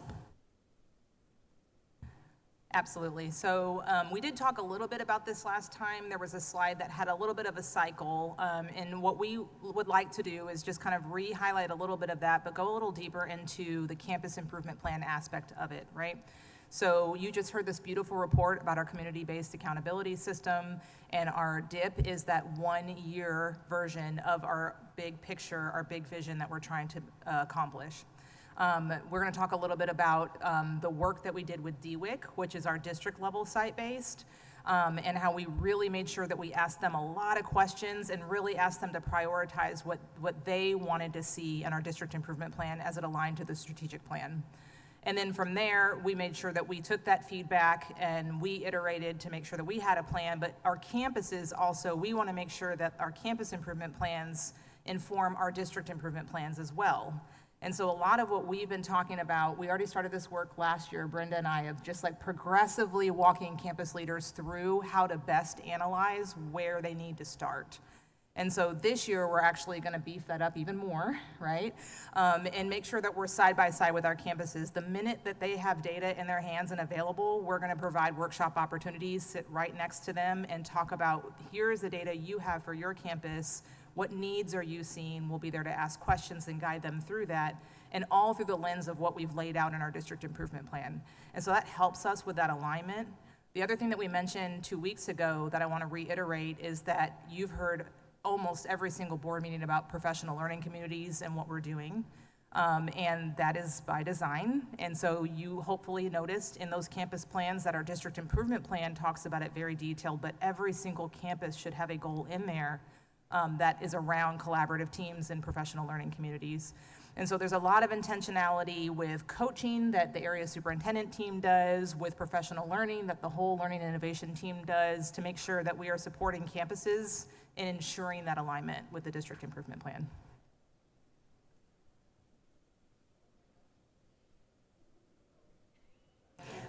So in the district improvement plan, you have this lovely discussion about kind of this, lack of a better word, this platform that we're going to develop so our students can put together their goals and carry it. Is this something that we think we will be implementing and completing within a year? So will our students be able to use that? No, so what the strategy that is in the district improvement plan is to explore products that are available. There are not a ton of these products, so it won't be like adopting a textbook where there could be 50 publishers providing, but because what we desire as a district, which is based on feedback as we're developing the district improvement plan, teachers, administrators, district office people are giving input of what we would even want to see in a system like this. It will have to be custom made to meet the needs of our district and even be based upon the assessments that we give, multiple factors. It involves a lot from Jason Miller's team in instructional technology. And so, I'm sorry, in the technology department. And so that it's just landing on a particular product that can meet our expectations, and then we would start building it out. That's helpful. Sorry, can I just jump in real quick on that, just to add on? Dr. Clark, he did a beautiful job of explaining that. We will also, as we work through that process, we'll be bringing that before the board just to highlight, here's what we're looking at, and making sure it aligns with what your vision is around portfolios. And so more to come on that. Just wanted to highlight that. I already knew what I was going to ask. And then in there on the numbers we're looking for, there's evidence or parts of evidence you are going to be working on for that empowered staff. And so one of those things that I'm curious about is there a place in there where we're going to be asking our staff if they feel like they learned something from the PLC, or if they felt like the PLC supported them, because we're pushing into doing so many PLCs, but do we have some type of loop where their staff's going, yes, we do like this is supportive, this is helpful? Absolutely. So when we actually share tonight the information from light, right, bright, right, where do they feel they are? So what are some of those things that would help move that forward? But we're gathering different types of, this is a brand new process, so we're gathering different types of feedback to truly understand what are their needs, because you have people in our system, or our staff in our system, from 1 year to 20 plus, right? And those are all different needs, but how are they coming together collectively? So it's really thinking through, it's much like a classroom. So as a teacher in a classroom, all of my students are at different stages, different levels, and in meeting the needs of that is exactly how we're looking at it for our collaborative teams and our teachers. A key player in that process is the collaborative team leader. And so they're a huge focal point of our plan. We have six professional learning days built into our calendar. Preceding each of those 6 professional learning days is some after-school capacity building for those. It's leadership development. So it even aligns with what Paul was talking about earlier. After each one of those sessions, we get feedback from every participant. They have the opportunity to provide feedback. Most of them do. The first session, we got a lot of feedback, but then after the second one, which just ended, some of the feedback was, thanks for listening to our feedback after the first one, because the team made they made pivots and adjustments based on that. And that's a large group of people, all the coordinators and facilitators leading that. A specialist, I'm sorry, yes. I don't think this agenda item is the proper time to go into it, but I think it's hit on here of how important those site-based committees are and the district-wide committee. So I'd love to see if we can put this on our agenda, our radar, to have a more in-depth discussion on a district-wide committee and site-based committee, what they're doing and how it's aligned and how we can empower them. You're speaking my love language. I'll be your second. But there's something to be said though, because we talk about parents having a seat at the table. Your site-based committee is your seat at the table. That is where you have the most impact as a parent to have your voice, but not only as a parent, but as a student and educator. So I would love to see that because the system's in place, right? And I feel like we are really fine-tuning it. And so that'd be great to have it on the agenda. Thank y'all so much. This was awesome. As someone who's always up here yelling consistency, this is amazing. Y'all have done some amazing hard work to see this. And as a board member, to be able to see what's happening at the campus, to see it come up to our district improvement plan, and to sit up here on the balcony, to see it align. You guys have y'all have moved mountains. So I really appreciate all the hard work and mentorship that you give our principals to be able to put those campus improvements in place. All right, board members, any other questions? Oh, Francesca. I just wanted to, I'll be quick, not 10 words or less, but I'll try to get close. I just wanted to say thank you. Between this presentation and the last presentation, there has been a lot of talk about how our admin is taking feedback and actually making visible changes with all of this information. Nobody's just sitting on it. Not everything can happen all at one time, and sometimes the changes can't happen just based on whatever's going on in the system. But I really just wanted to say thank you, because the level to which you all are responding to feedback to make things better for our students and for our educators is incredible. It's not common, and it's very appreciated. And with that, I move that the board approve the district and campus goals and HB3 performance objectives as presented. Second. I have a motion from Francesca, a second from Trish. Any discussion? All those in favor, please raise. 6 ayes, motion passes. Thank y'all so much for all your hard work. All right, board members, we're gonna have a 10-minute break. You better be back at 8:12.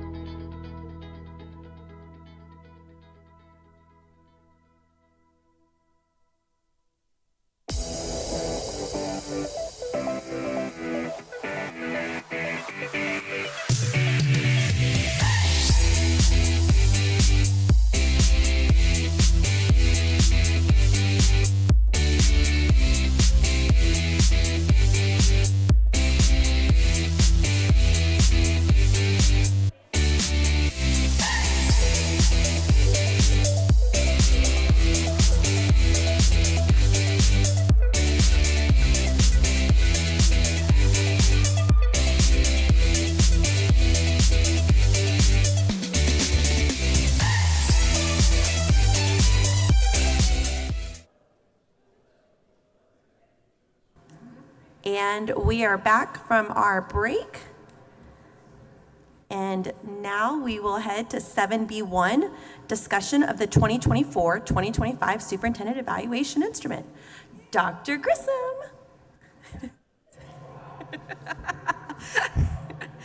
Good evening, Madam Vice President, Board of Trustees, Dr. Gearing. We are here again tonight to hopefully finalize the Superintendent Evaluation Instrument. So if you recall, a couple of meetings ago, we engaged in conversation seeking your feedback around the instrument from last year, what worked, what didn't, what are the things that we want to consider moving forward. And then we had, we've always got to do hot dots. We had charts on the wall and sought your priorities. What do you see as we go into this next year that we want to hold the superintendent and team accountable to? And I just have to say, I'm going to go back to the previous two presentations that we've already seen tonight and that discussion. And that is a testament to this work and that alignment. It is what the Board of Trustees, you all are putting out as priorities and holding our team accountable to that, but also providing support. And you can see the results of that that's in our CBAS report and in our DIPs. So, DIP and SIPs. So we took all of those priorities that you had identified, and it was really coming down to two main priorities. And so what you have attached in Board Book is a draft instrument. Prior to this meeting, we had actually sent this out to you all seeking feedback. What works, what doesn't? Do you have any other suggestions? So I did want to just highlight and bring forth some of the feedback that we did receive, and then open it up for conversation from there.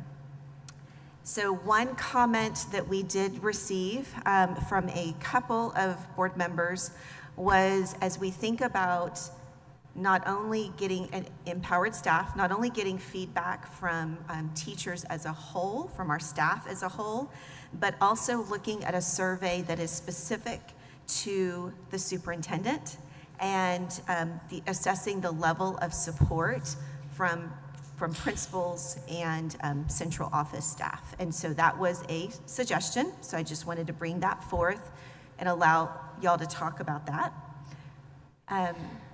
We also had another suggestion that while all of these that's in the draft is great, but is there something we want to look at rolling up to more of an overarching goal, something that would encompass everything? And as you think about that, as I was processing that feedback, our overarching goal is that ownership of learning. That is what we have been talking about. That is what has been highlighted tonight. It is about the profiles. It is about portfolios. But it's not only about our students. It is about our adult learners as well. And so if that is something that y'all wanted to explore, I would suggest that we could throw out something along those lines of that overarching goal of increasing that ownership of learning could be measured again by portfolios and profiles. There's a way for us to do that. So those were two of the big pieces that came out of some of the feedback. So I'm just going to pause and open it up for conversation for you all. Board members? Yeah, I'm just going to ask almost a housekeeping question as the secretary. So just looking at the KPIs, the way that they are listed. So I'm into that draft evaluation, and I'm wondering, are we still going to do it the same way, where we each give a response, and then there's I don't know if you call it an average or if it's like an overall grade. Yes, go ahead. You have a thing? Go for it. We have a thing, yes. At the CTSBA meeting last night, one suggestion from another district was that they actually send the instrument out to the board before the meeting. The board fills it out and sends it to the president, and then the president puts it together to get that consensus together, and then that's what's presented in closed. So the secretary doesn't have to record everything during that closed meeting. because everybody gets a copy of it beforehand. Like Dr. Gearing would get a copy of all of the comments, and then the conversation would be more around the consensus as opposed to every single thing. So then people could still put their individual thoughts. You could still say, no, but I wrote this and I want to talk about this. It doesn't stop the statements of the conversations. The discussion does it, so some boards found it to be helpful to have already somebody distilled that information, said, out of all the information, here's what we saw were the big things. And then board members can say, yes, I agree, or no, I don't, and then have conversations there. So it's really that kind of consensus building mentality. But we would still all be able to have the conversations enclosed, right, and go over? Yes. But it would also be on each individual board member to do their work outside of the board meeting, okay? That's correct. I do like. Just a suggestion. No, I do like that, just simply because then you can see themes that might pop up. And sometimes I think back there, we might think, oh gosh, later, I wish I would have said this. And so it does give you time to reflect and think and put forth your ideas and your comments so that when you get back there, it's all, if those themes pop up, the board president can say, hey, I noticed XYZ, let's chat about it. Or things like that. I really like that idea. I think it keeps us focused too, because I mean, let's be honest, depending on what happens that week, I might be a little emotional about something else. And so just being honest here, Bruce. But I think it keeps us on track, but most importantly, like the board president, like you said, can kind of see that theme that's coming through. Yeah. And also, it's not two-way, or it's not two-directional. So the board president's not contact you about your comments. Right. Board president just gets the comments, kind of categorizes, arranges them, and says, okay, based on consensus, here's what I hear the board said on this thing. And then all of a sudden, our conversation is all focused down to, this is the item. I mean, yeah. And it doesn't keep anybody from having that conversation, because I know you had said that that's helpful when we're having that conversation. So it doesn't keep anybody from having that conversation. To me, it sounded like a way to streamline it and keep everybody more in a focused lane. Yeah, and since we're on that topic of logistics and conversation, this last time you invited me back for that conversation, that was really, really helpful for me. And so I would request that we state that up front, that that's going to happen that way as we prepare the instrument. Can I also say on part one, Ann and I had a conversation with staff on HB3 goals. And we had questions like, tell us what this means and tell us what does this reflect? Not even counting the whole thing with the STAR redesign and what are the numbers really telling you and all of that. Then there's also, well, when they splice a number this way, you're going to look at this. So what staff's doing is they're going back, they're looking at all these other numbers, they're putting. So I get our part one gives us some HB3 goals, and I think that's fine. There's a point there, but it's so isolated. Is there anything we can do to just give the board better confirmation that our students are reading on grade level or above by grade 3? I'm not saying there has to be a certain percentages. I'm just saying, is there something we could, because that's what we're basically looking at here in these HB3 goals, and the data's not really giving us something we can work with as a system level. So we can absolutely make sure that we embed all of the data related to reading by grade, on grade level by 3rd grade. I mean, so we can make that a more comprehensive look. And so I love this notion of what I'm hearing is more of a targeted focus in that part one. So once we have that direction, then we will make sure that the data, the student performance data, does support whatever that direction is.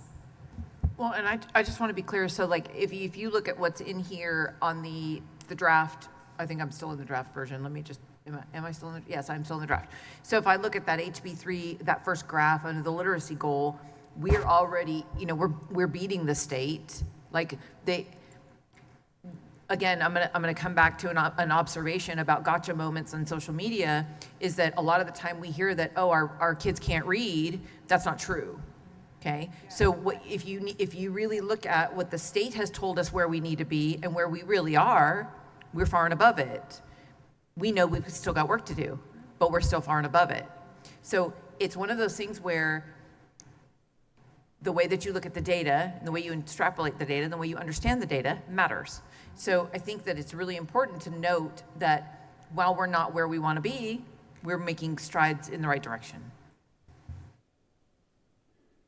And for our part one on data, if we could just include the direct to workforce certification number, because CCMR is so, right, just whatever data you think's in there that's helpful. Well, I think we also, when we come back to our previous conversations for the CBA report, we see that in the empowered learning and the different data sets that we have already. I mean, the data is there. It's just a matter of combining it. And that's what I love about our CBA is because, I mean, let's be honest, STAR is one standardized test. And that's not everything. And it's not everything. And I love that we have different accountability measures in place and just to see all of that, because that to me is what paints the story of our students' outcome. All right, board members, any questions, thoughts? Dr. One other one on wellness. We talk about this a lot at a board level, and I think people misconstrue what social emotional learning can be, or I would say soft skills for the workplace. Anything, across Texas, you're hearing HHSC talk about just overall the youth having more behavioral concerns. They're trying to process emotions, and they have a lot of them. Maybe that isn't something for this go-round. I would like to, and it is hard to measure, I'd like to just continue to put that out there and think about how do we do this well? Because I would like to ask our superintendent to do something, but I don't know what that something would look like. And so I'm not ready to make any suggestions or requests. I think we're gonna have discussions on budget. Maybe there's be some discussion there of things of like, what are the big goals or the big rocks? But I don't know, I just keep that on the back burner. I think it's okay for us to get direction like that in this year to say that wellness needs to come on the radar, and that gives us the opportunity to start bringing some ideas back for what that might look like in a more concrete way the following year. But if we don't start talking about it, I think we could lose that thread. So I like that idea of us including it somehow in a, let's start looking at this and see what does that mean for as we go forward. Right, and wellness, like the whole student, like emotional, like can students self-regulate in classroom? Can they work on a team, right?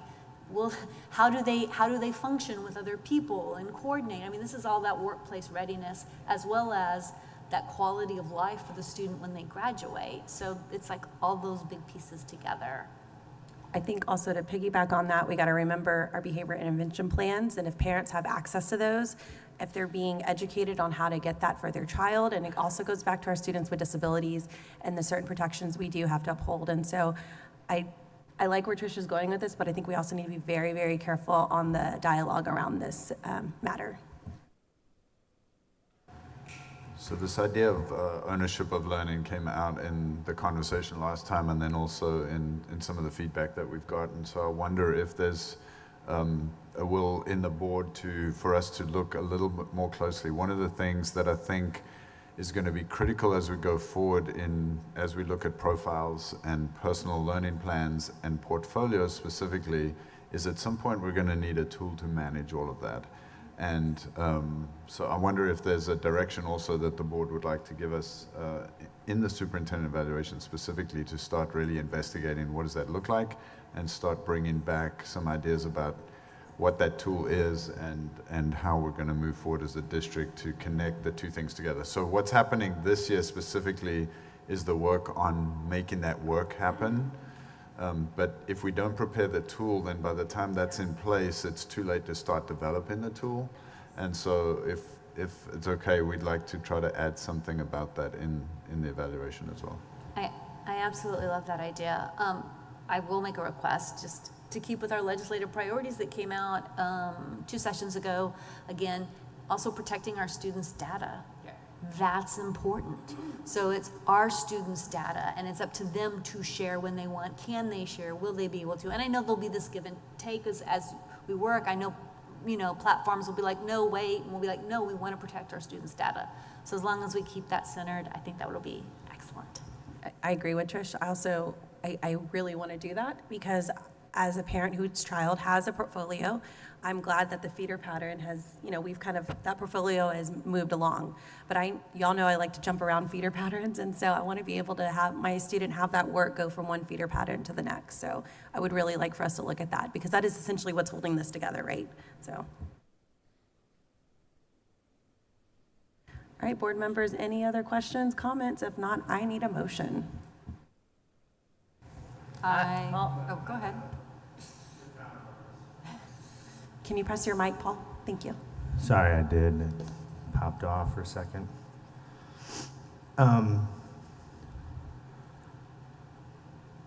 It says, at the start of the evaluation cycle, the board and the superintendent shall agree upon the process for the evaluation.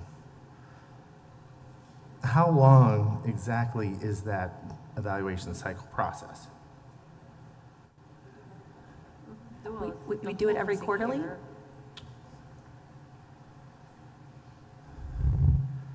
So, say, hypothetically, we have a superintendent and they're great and we want them to stay, but they want to leave. That's a different discussion. All right, well, how about there's a superintendent that we don't think is so great and we want them to leave? I mean, it's part of his evaluation, but also, Paul, we also have to remember our superintendent has a contract we have to follow as well. Of course. It plays into it, but it's not. But this isn't making a new contract. That's my point. No. This is just making a right. We go back to closed subset of session. other contracts that we. Right. This isn't public record. This is just simply a statement of evaluation, and then we would. It gives go us through the board process. members an insight on, yes, we're evaluating our superintendent. So, we go back there quarterly, and, each of us, whether some of us choose to not participate and some of us do, and that's how we hold our superintendent accountable through this. And so we're putting together this measure right now. So if you have something you'd like to add to this to help evaluate Dr. Gearing, please speak up.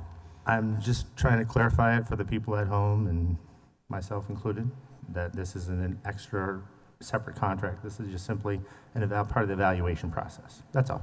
Yes, it is the superintendent evaluation process, yes. Anna, one other thing that just made me think about to follow up on is what Francesca and I were hearing at CTSBA on, and then how timely a superintendent evaluation discussion. The conversation came out about this concept of team of two, because a lot of research is out there that sometimes superintendents feel like in their evaluation instrument that it sounds like seven different bosses with 7 different voices. And so the thing is like I have no sway, power, directive to Bruce directly, and Chris doesn't have any. And even though you're awesome and vice president, you don't have a direct, right? It's we have to work as a board, and we only get one voice. And so it's how do we all work together, and what is consensus of the, and so it's a really important dialogue and point, is that it is a team of two. And when we do this instrument, it's like, how do we move as a board with board voice?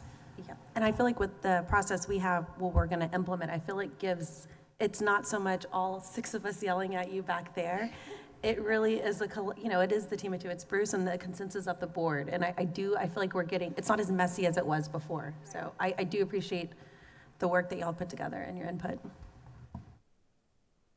All right, board members. Okay.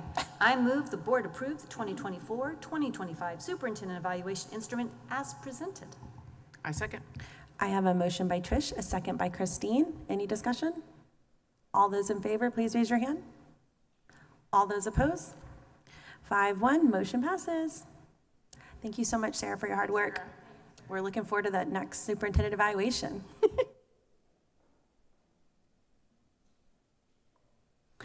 All right, board members, we are now down to 7C1, discussion of the Leander ISD 2025-2026 budget priorities, or big rocks. Let's go. Pete?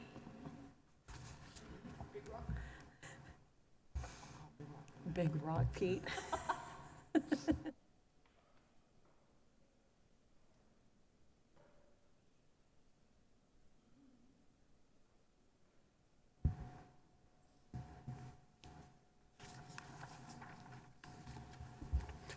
Good evening, Madam President, or Madam Presiding Officer, members of the Board of Trustees, and Superintendent Dr. Gehring. Appreciate the opportunity to come here tonight and kind of just start a very early topic that's going to last us many times. So I hope you're ready for it, because we've got a lot of things to talk about tonight, and it's going to be a lengthy process. So we've adopted the budget in June, kind of gave you July, August, September, kind of gave you 3 months of time off there. And now we're jumping in feet first. So tonight we wanted to come to you very high level. You know, when we went through that budget process, particularly in the spring, had a lot of conversations with you as a board, individual as well. And so some of the things that we talked about was, one of the things we didn't have last year is we didn't have a theme. You know, we built a budget, kind of just went off the previous year's theme, but we never really had it in our presentations or really had anything as a theme for us to use as we guided this budget through this process. So we want to begin this process. Typically I think last year we had pre-assumptions in December.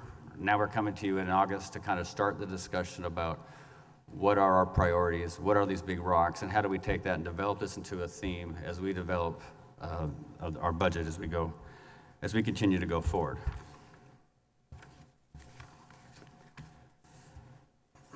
So again, tonight we want to talk about just to kind of seek your input on our priorities for the 25-26 fiscal year budget.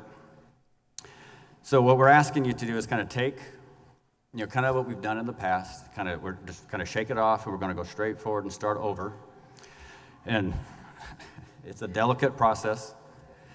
And so kind of start with what our wildest dreams are, and then kind of go into delve it down as to what we can, what our priorities are, what best fits our needs, and as we develop that process. So again, high level discussion, but eventually working our way as we align it and tie it to our strategic plan, align it with the goals. We had a presentation earlier tonight with goals 1 and 2, try to align that in there as well. So I think some areas we will reinvent what we do. I think in some other areas we will kind of just re-emphasize what we do, and in other areas we'll probably just refocus on what we do. But taking all those things and combining them into to where we get to the point to where we magnify, and we align our efforts on exactly what we want Leander ISD to be, and our budget to follow that path. So we will further define kind of who we are, what we want to exemplify, and why we do what we do. So we have our guiding documents, or kind of, if you will, our own style. And so you probably know these all too well, but I don't want to fly over them. So we have the Leander Way, we have our learning model, we have the 10 ethical principles, and we have the graduate profile. So that's kind of, we have the model, we have the pieces in place. Now it's just how do we tie all this into it and actually tie it back to our budget and our budget development. So this is our 3-year outlook. You kind of look at this, and I looked at, I've been looking at this long, I was probably looking at this as we were developing last year's budget, and you look at it and you're like, okay, if we continue to do the exact same things that we do, we kind of know we're in trouble. So we don't want to get we want to be ahead of the game as much as possible and still meet what our goals are and what our focus is. So one of the things I want to just kind of highlight, if you look at that yellow line, highlighted line, with the arrow. So if you recall, the current year budget we just adopted was about 3%, right at 3%. I think 3% was 13.1, and we were $8,000 below that. So we fell under that. But if you take our last year's budget, or current year budget, and just roll it forward to next year, all the assumptions we've had in the past, we would look at a negative being almost $30 million deficit. Now, that's again, assuming we didn't do anything different. And if we were to do that, I would probably say shame on us for not trying to do something different. And also, there's a revenue issue too, and that's on the legislature, and we'll that's not in my boat, so I can't control that, but we will see what happens with that. But just kind of looking at this, so we know that we have to at least have some conversations, some easy, some might be a little hard, about what we want to do and how do we focus this and keep our priorities in check with what are the big rocks, and then That's where we start at, and if more money comes, then we still start at the big rocks, and if we have to look at doing something different, we start with the little rocks and we work our way up. So not knowing what we're going to get or if we're going to get anything, it doesn't really change the fact that we still need to define our goals and our big rocks and our processes.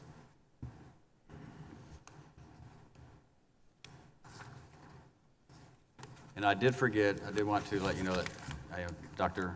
Grissom is up here with me to present tonight as well. So I know you saw her, so I didn't mean to forget that. All right, I knew you're giving me the evil eye, I could see it, so. So if you look at our budget overview, and this is just kind of, again, it's very high level, very, just interesting. So if you look at our starting point as our current budget at a $13.1 million deficit. And so one of the things that we looked at is a decrease due to enrollment and interest earnings. So it's about $7 million. We're about 700 students right now below, or 563 on the PASA, and then a little bit more. The pre-K numbers aren't quite exactly what we had anticipated, which were about the same number below budget that we were the previous year. So that's about $7 million. So if you take that to the 13.1 deficit, all things being equal, that gets you to 20.1. Now, there are things in our budget, no matter how great we budget, we can't control when someone leaves, we can't control when someone gets hired back, and sometimes it's 2 weeks between, sometimes it's 2 or 3 months in between. And we already do 97% this year of our budget, but even with that, there's still about a very conservative number, about $5.1 million. More than likely, we're not going to experience on the budget just because of things that I mentioned before with personnel and even on department budgets to an extent. As mentioned earlier, is the TASB, a study that we're bringing in the Texas Association of School Boards to really just look at ground zero, revamp, make a host of recommendations to get us in alignment at every level. As much as I would love, to do all that and to get everything in 1 year, that would be ideal. I don't know if it was going to happen, but we've kind of plugged in $3 million. Every time I put a number up there, Tiffany texts me, I don't think that's high enough. And I'm like, so I'm just not going to put any more numbers in there. So, but we think it's a decent number. We'll look at it again until I have the report from TASB. That's just an estimate. Pete, I have a question though, because as we go along, so we're saying 3 million would be for if we realign some of the things, does that include stipends? That's stipends, not necessarily teacher salary, but stipends, getting all of our positions, within the 95 to 105% of market, aligning everything the right way, broadening or expanding the pay grades. And that would be everything. And I hope I'm estimating high, but I really do not. It's a shot in the dark, until I get the data from TASB. And then we're saying because we've done that, or whatever we've done, we're thinking if we implement that, it'll be 3 million, and then 3 million again, and 3 million again, and that's why you're saying it's cumulative? Well, I'll make sure I've got the math right. It's not, I'm not showing it cumulative on there, I'm just showing the cumulative deficit. Thank you. I'm trying to, my numbers aren't adding up, and I was trying to figure out where we're going. I'm just showing. Didn't think my math was this bad. If we didn't change anything different with this thank year's you. budget and just added to it. Now just as a reminder, a 1% increase is about 3.25 million, give or take. So just in your mind, just so you have that number. So if you go down that list and you let that 20 million, then it gets reduced down to 15 because it's 5.1. We're not going to really spend, and 3 million for TASB gets you to 18, and then 3.25 at a 1% raise is 21,250. One thing we did receive our Title I funding was decreased for this current year. I guess you can look at it as fortunate or not, but we actually had a lot of money from the previous year for Title I because it went up so much, so we didn't really spend it all in salaries, so we were able to roll that forward. So we haven't had to reduce anything in Title I for this current year. However, if that doesn't change, then the next year we will have to look at that. Okay, are those positions key? Do we need to keep them? If we need to keep them, then do we roll them into 199? Now, we did have a Zoom call with TEA back in the spring. I've received an email from TEA, and they've showed me that I should be able to check what number they pulled this out of from the federal government. It was released in December, so hopefully December, January, very early in our budget process, we should have an idea if that's going to happen or it's not going to happen. And then the LISD, our police department, we're kind of estimating we have about 3.8 million left, or 3.7 million. Half of that would be in the 25-26 budget. The nenext half, we'd finalize it in the 26-27. So this is not a rocket science. This number does not exactly match the previous slide, nor is it intended to be. It's just to kind of give you a ballpark figure of a very high level of what we're doing. So our next slide, I'm tempted just to leave this as a blank space, but the legislature can do, what they're going to. I don't know. No one knows what they're going to do. So we're kind of expecting. I'm expecting a minimal, and then if we get anything else, it's gravy. But expecting a basic allotment increase of maybe $40 to $140. For us, $100 increase on the basic allotment is about $5.1 million. If we do get any additional funds, I expect most of that's going to be. We're going to have our hands are going to be tied as to where that money needs to go and how it needs to be spent.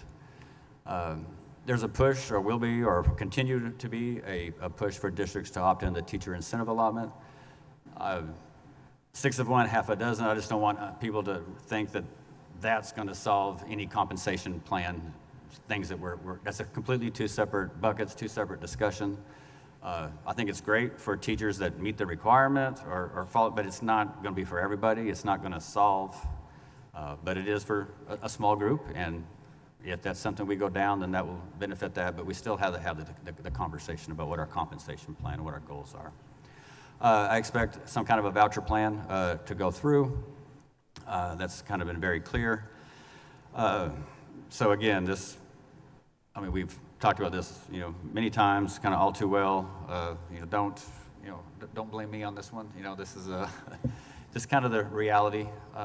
But it happens every 2 years. And so some years we get surprised positive, and some not so much. It's out of our, again, it's not in my boat. So I can't control what's in my boat. I can't control the waves. I can't control the wind, but I can do my best to set the sails the right way, and I can, row as fast as I can. But so as we look at, what are our big rocks, one of the trips that I've never made in my life is I've never gone to Enchanted Rock. So that's kind of what I think of as, I know. That's why I moved here, okay? So I want to see it. I know, I need to get out more. But, what are our big rocks, right? What exactly do we want, or what our goals are? And how do we take those big rocks, and how do we balance those? How do we really balance those so that we're able to accomplish what we want to accomplish? And then once we have those big rocks identified, once we balance those big rocks, then we develop that plan. We take all the information we've got. We've got our staffing data, our departments. We're looking at either a strictly true zero-based budget or some kind of a hybrid version of a zero-based budget. We just got the final draft, waiting on the final of the master schedules review that we had done by Mo Casey. Health insurance is definitely part of what attracts employees into our district. But one of the slides coming up, the health insurance fund was, deficit of $3.2 million this past year. We have a very healthy fund balance. We've got a few years, but I don't want to bring it up 3 years from now. I want us to have those discussions earlier or sooner rather than later. So this is not intended to be an example of big rocks. This is just kind of one of those things, kind of a memory jogger, brain starter, if you want to call it that. You talk about goal number 2 tonight was empower staff. Well, valued and connected. I can think of 20 things that would fall under that. So I want us to try to keep it high. We're not solving the budget today. I just want to keep it high so that we can take your information to help guide us the theme, to help us develop what the big rocks are, that the chiefs can then continue to have that discussion. We've gone through a similar process of what we're going to ask the board to go through tonight. Then we can align those results and then look at the areas that maybe don't match, and then come back later. We said pre-assumptions in December, have that discussion with you when we've got your information from tonight along with the chiefs. Then we come back in January with the final assumptions, or for the, not final, but our assumptions for the board. We developed the budget process with, and then we can always tweak and adjust those as things change and we get more information.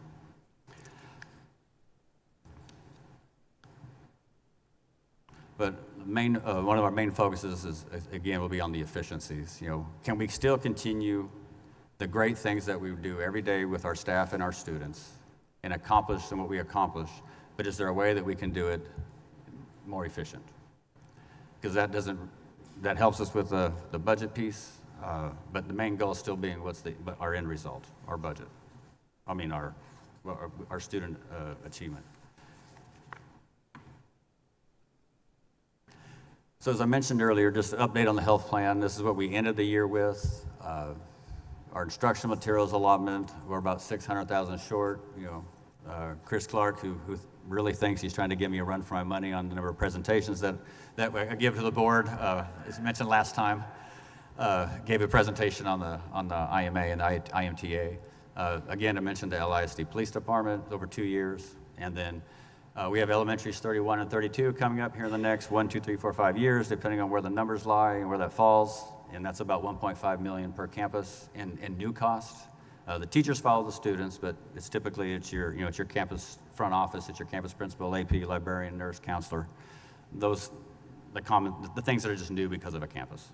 Before you leave that slide, health insurance. I want to know just a bit more about this because when I looked up above, it looked like we said what I thought health insurance was 1.5 somewhere. I must have read it wrong. So we're saying that health insurance to keep our teachers, to take care of them, their health plan with their family and everything else, the way we currently do it. There's no extra, just to maintain. It'll take 3.2, or is it like no, they're still gonna have to pay more, but this is gonna kind of help a little. Like, what does the 3.2 get us for our teachers and staff? Well, right now, all I'm saying is that the 23-24, our expenditures exceeded revenues by 3.2. Now, there's an asterisk on there I could put on it. I don't know, is this, typically every 4 years you have a bad year. Is this year one of those years? Yeah. I can pull that data and find out. Was it, if you recall, a couple of years ago we had a real high claim. We had some COVID. I think we had like a very high claim. We didn't get the reinsurance to the next year. So there's that piece. I haven't got to that part yet either. This isn't even an audited number yet. This is just what's on the books as of today. Still haven't done there's a few more calculations and some things. But basically, if you recall, June of 2023, we transferred $3 million. Back in the days when we had extra revenue at the end of the fiscal year, we did transfer $3 million. We did $2 million to the maintenance, major maintenance. And then the next month, July, which is a new fiscal year, we transferred $3 million we had in our budget. And then even with that $3 million transfer and the $50 increase in the per month piece, we ended $3 million less than. So basically that $3 million just kind of canceled out that $3 million we transferred in June. So we're still, short, but we're still healthy. We have a healthy fund, but we have a good fund balance. So now it's just have the discussion about, meet with the consultants, hey, what are our plan designs? We've been very frugal on increasing the employee share, with COVID in last years. So I'm not saying we need to just change that, but have that discussion about what is the right employer share mix, and to have those discussions. And there's a lot of things out there, a lot of things changing in the healthcare field too. So it's not a sounding alarm. We just need to start having some of these discussions and kind of determine exactly what we want that to be. How important is health insurance? I assume it's very important. I mean, I don't want to speak for the board, but by the heads nodding, yes, it's very important. And so that would be some of the things that we could tie into our big rocks, into our focus of our budget. Well, looking at that price, I get it. It's not like sounding the alarms, but it is a big number. And I just want to make sure that I'm aware, and our trustees are aware too, that when we're talking about this, then what you're telling me is it is just to catch up that shortfall. Yeah. That doesn't mitigate right now. We haven't looked at what the increase might be forecasted, so it doesn't even talk about us trying to help offset increase, because y'all know that every time if we bring the raise and you get a raise and then you get an increase in premium, like we don't give a raise.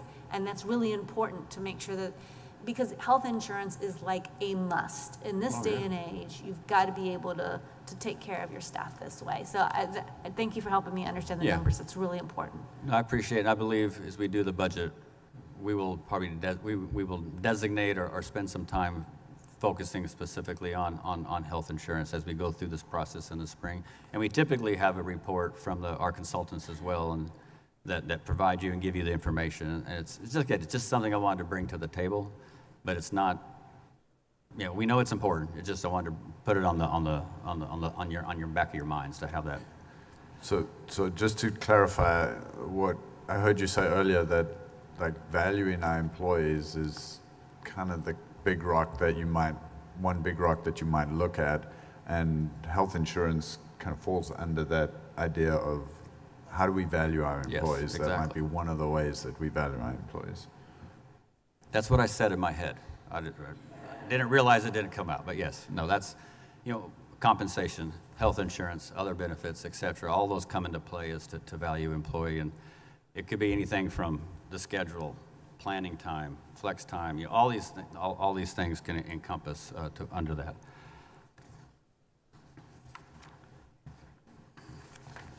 So the board input on our big rocks, this is your wildest dreams moment. Just kind of sit here and what do we want our budget to be? And then I really tried my best to lead you in an affinity, but Sarah was like, no way, Pete, no way, no. And so we tag teamed. She didn't really quite say it quite like that, but that was the vibe I was getting. But those words never came out of her mouth in that way. But so one of the things tonight, Sarah, this is her bread and butter. This is her area of expertise, and I'm smart enough to know what I'm good in and what I'm not as good in, and this is one I think I'm not as good in. And so I will freely admit that, but I will let Sarah kind of give you a synopsis or a summary of what we're going to ask you to do and what this process will entail. And I believe it was spotters ready, is how that was phrased, yes. But thank you. Thank you, Pete. All right, so as Dr. Poppy did talk about, we want to get your input on what are the priorities as we go into this budget planning cycle. So some of you already know the process, so you're starting to do your sticky notes, but we are going to do an affinity. And so a reminder on an affinity, that is one idea per sticky note, as what do you believe are the most important components as we go into this budget cycle? Or another way to think about it, what are your big rocks? So even in some of the discussion tonight, we've heard around compensation, as you think about raises, but also about the TASB salary study. We've had the conversation briefly around healthcare and the benefits that we have for our staff. There could be other big rocks, as we've talked, even some of those intangibles about protecting the planning time. And what does that look like, and how do we create a budget that supports that? So this is your chance to write down what are your big rocks, and then we're going to affinity those here in just a minute. So I'm going to give you a couple of minutes, one idea per sticky note. Okay, I have questions, I'm sorry. So do we categorize our thoughts? Like value employees was the big one, and then you go underneath that? No, just put the items. The affinity that we're going to do over here on the board is where we will categorize. Okay, and then the items are big rocks. So in other words, these are things we think cost the most money or cost significant funds. Is that what you think? No, it's about what is a priority What as is a we go in. priority? So that's because we want to make sure we protect the big rocks first, no matter what the cost is. Yeah.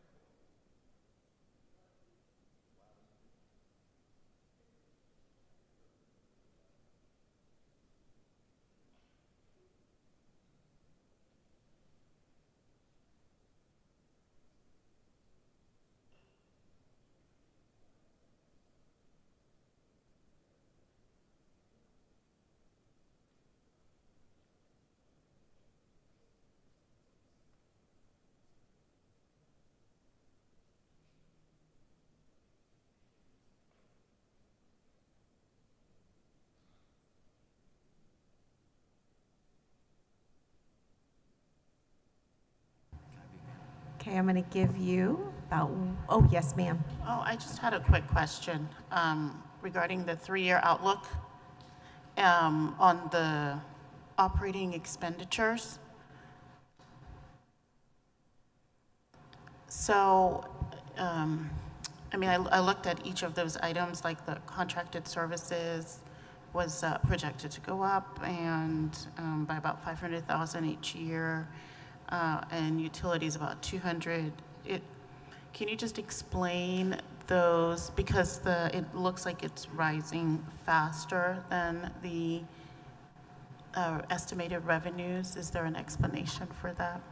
Yeah, we did our best to make an adjustment for any inflationary cost. I think utilities were pretty much fixed in. We're not in a deregulated area anyway, but as far as water, that's part of the utilities cost. And that's actually a fairly big expense for a district of our size. And then when you get out 2 years and 3 years, then we do have, or we at least planned on additional campuses coming online. And so part of that 1.5 million on the next slide, part of that is utility cost for those buildings.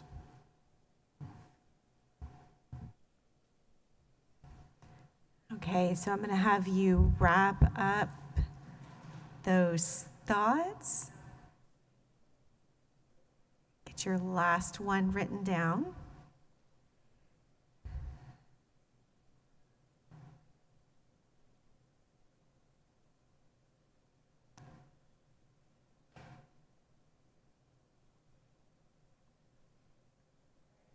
Okay, so I'm going to give directions before I set you loose. So we are going to move over to the whiteboard, and in an affinity, you are looking for similarities. So if you have one around compensation, you're looking for another friend who has compensation, and you start grouping the sticky notes together just on the board. Don't worry about trying to label the category, just start looking where are the similarities, and then we'll go from there, because we're going to have a conversation over at the board.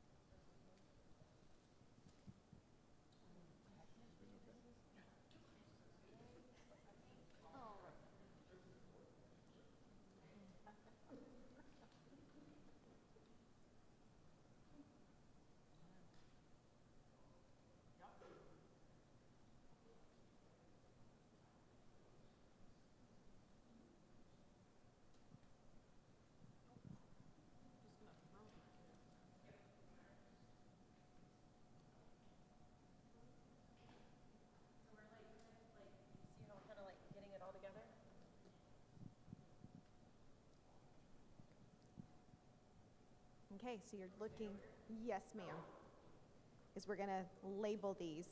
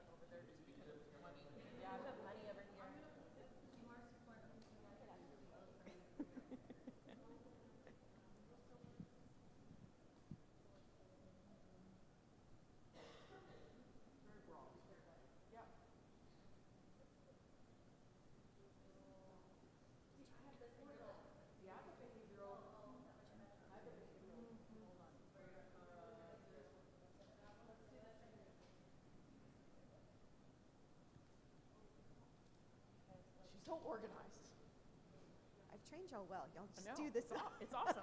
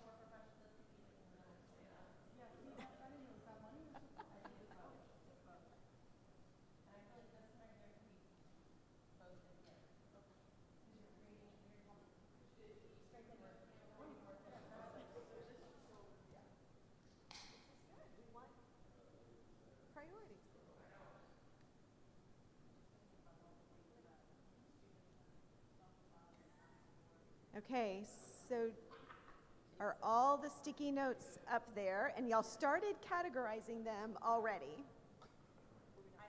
No, this is great. This is great. Well, you Y'all see are, kind of like it's got the systems and it's got some of the funding, but it's also like the support which plays into the funding. Okay. And then healthcare is down here, but like support for teachers, right? Planning time, right? Classroom ratios, time off. okay, so we're going to start because y'all have been processing this. We want to make sure we have an understanding of these, and we actually have headers for the categories so that we know what are those big rocks. So I'm going to start over here. And y'all are going to have to help me because this looks like a one big category, but I heard it's not. No. So, okay, this is funding, right? And you've got stipends over here, longevity for pay, getting mentors stipend. Okay, so this is compensation. Compensation, but then it also kind of leads over to here where it's staffing for more special education, ESL, support for fine arts, right? Which still kind of plays into the comp. Okay, so teacher support. Teacher and staff. Teacher and staff support. Teacher. And y'all are good with that? Everyone's good with that? Teacher and staff support. Which is this. Well, this one's actually for the students too, right? So this one's the teacher staff. Right. Just right here. Well, for some of them, well, no, some of them blend. I feel like, yeah, like this could be both. Yeah. That's why it was Well, one you know big what? person. You can put it there, and then when you go through this stuff, then you can see which ones you can. Okay, so when we say, but teacher and staff support, so this is updated stipends, data help for Emily Gray. Oh my goodness. You want to be very specific. I was very specific. I love that. Longevity pay for veteran educators, increasing for mentor teachers, fine arts stipend, pay raise, early childhood for teacher kids, and buses for teacher kids. So this is all competitive pay for all that goes under teacher and staff support? Yes.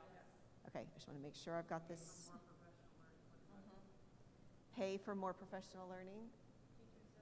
So this goes over here. Is that okay? Okay, I just want to.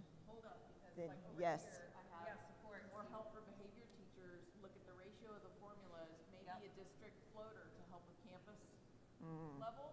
So is that teacher and staff support? So would this be teacher and staff support compensation, and this would be teacher and staff support staffing? Well, see, not to me, it all Okay. lines up. There you go, there you go. So that's a good delineation. That'll go back here then. So staffing, And then where's that ELE? Staff so support. the Emily Gray one would be, Right That here. would be staffing. Staffing here. Emily Gray would be staffing. Emily Gray would be staffing. Yep. Okay, so what I heard was this is staffing. This is money. Staff classroom ratios.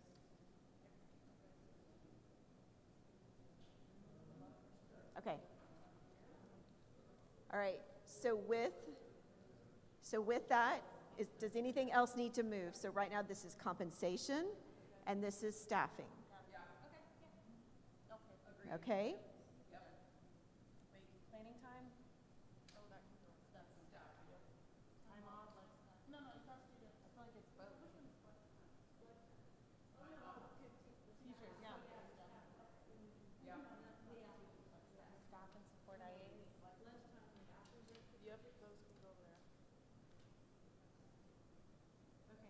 Okay. So this is healthcare. Is that a category? Yeah. Sure. Yes.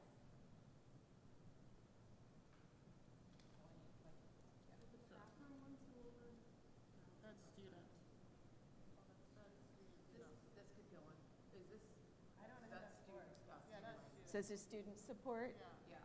Are these the only ones? Well, is building Materials, buses, support for fine arts. Yeah, buses for fine arts now. Yeah, funds to address student mental health. So this is all student stuff. I feel like the buildings would be student support because we're not having overcrowded classrooms. Yeah, CTE buildings at 10 in all the facilities. Okay, so all of that can get moved to. It's facilities and INS. No. Staff report. Yeah. Yes. Okay, so this is student support. Yep. Yes. Yes. Instructional materials. Students and. Not the cheapest Like, what is this, students? for students and teachers, what the students and teachers want. Need and want, not just the. Yeah. Okay, so that's all of that. There, and then Buildings. Buildings. facilities. Okay, so 31, 32, 31, 32, improve CTE facilities and improve tech. So it does go into a lot of M&O, right? Is our budget, right? So you're thinking about what does that look like in M&O?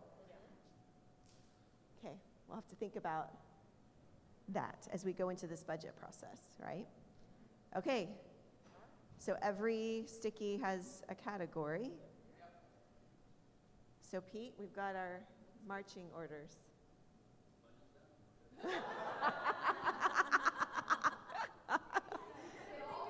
Okay, so let's go, I'll let y'all go back. I'm gonna read these off and then we can close this out. Okay, just so that we are all clear, we have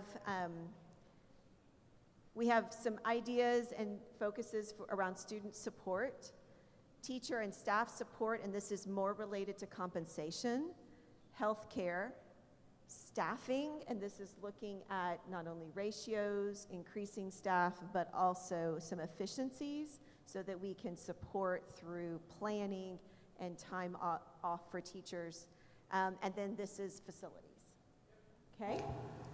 I don't know where it went, but I know it's up there. So just like, there's a part, and my writing's messy, but I talk about campus admin, and it came as behavioral support, campus admin to help staff. But I do think that is something like, I don't know if it needs another sticky, but just so I can say, we talk about how do we have we've talked about this before, we like to run lean on district staff because we want to put all we can into the teacher classroom, all in front of our kids. I think that's important and valued, and we need to maintain that to a certain degree, because if we are making y'all not efficient in your job and you're not really supporting the teachers, I do think that's something I want to encourage administration, come back to the board and say, we do need more. I understand we want to be careful and we'll balance, but I do want to hear when we need more district support, because I think that does help our staff in the long run. Okay, noted, thank you. All right, okay. Any other questions for Pete or myself? I don't think so. Thank y'all so much for walking us through this exercise. All right, thank you. Good luck, Pete. Good luck, Pete. May the fourth.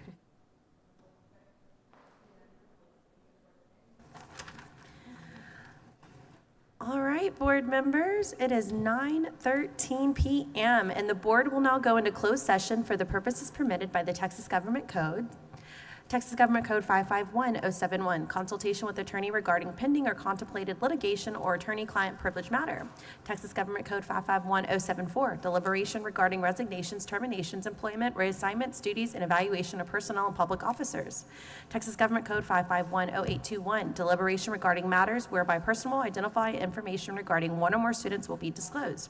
No action will be taken in closed session. Any action related to closed session agenda items will be taken when the board returns to open session.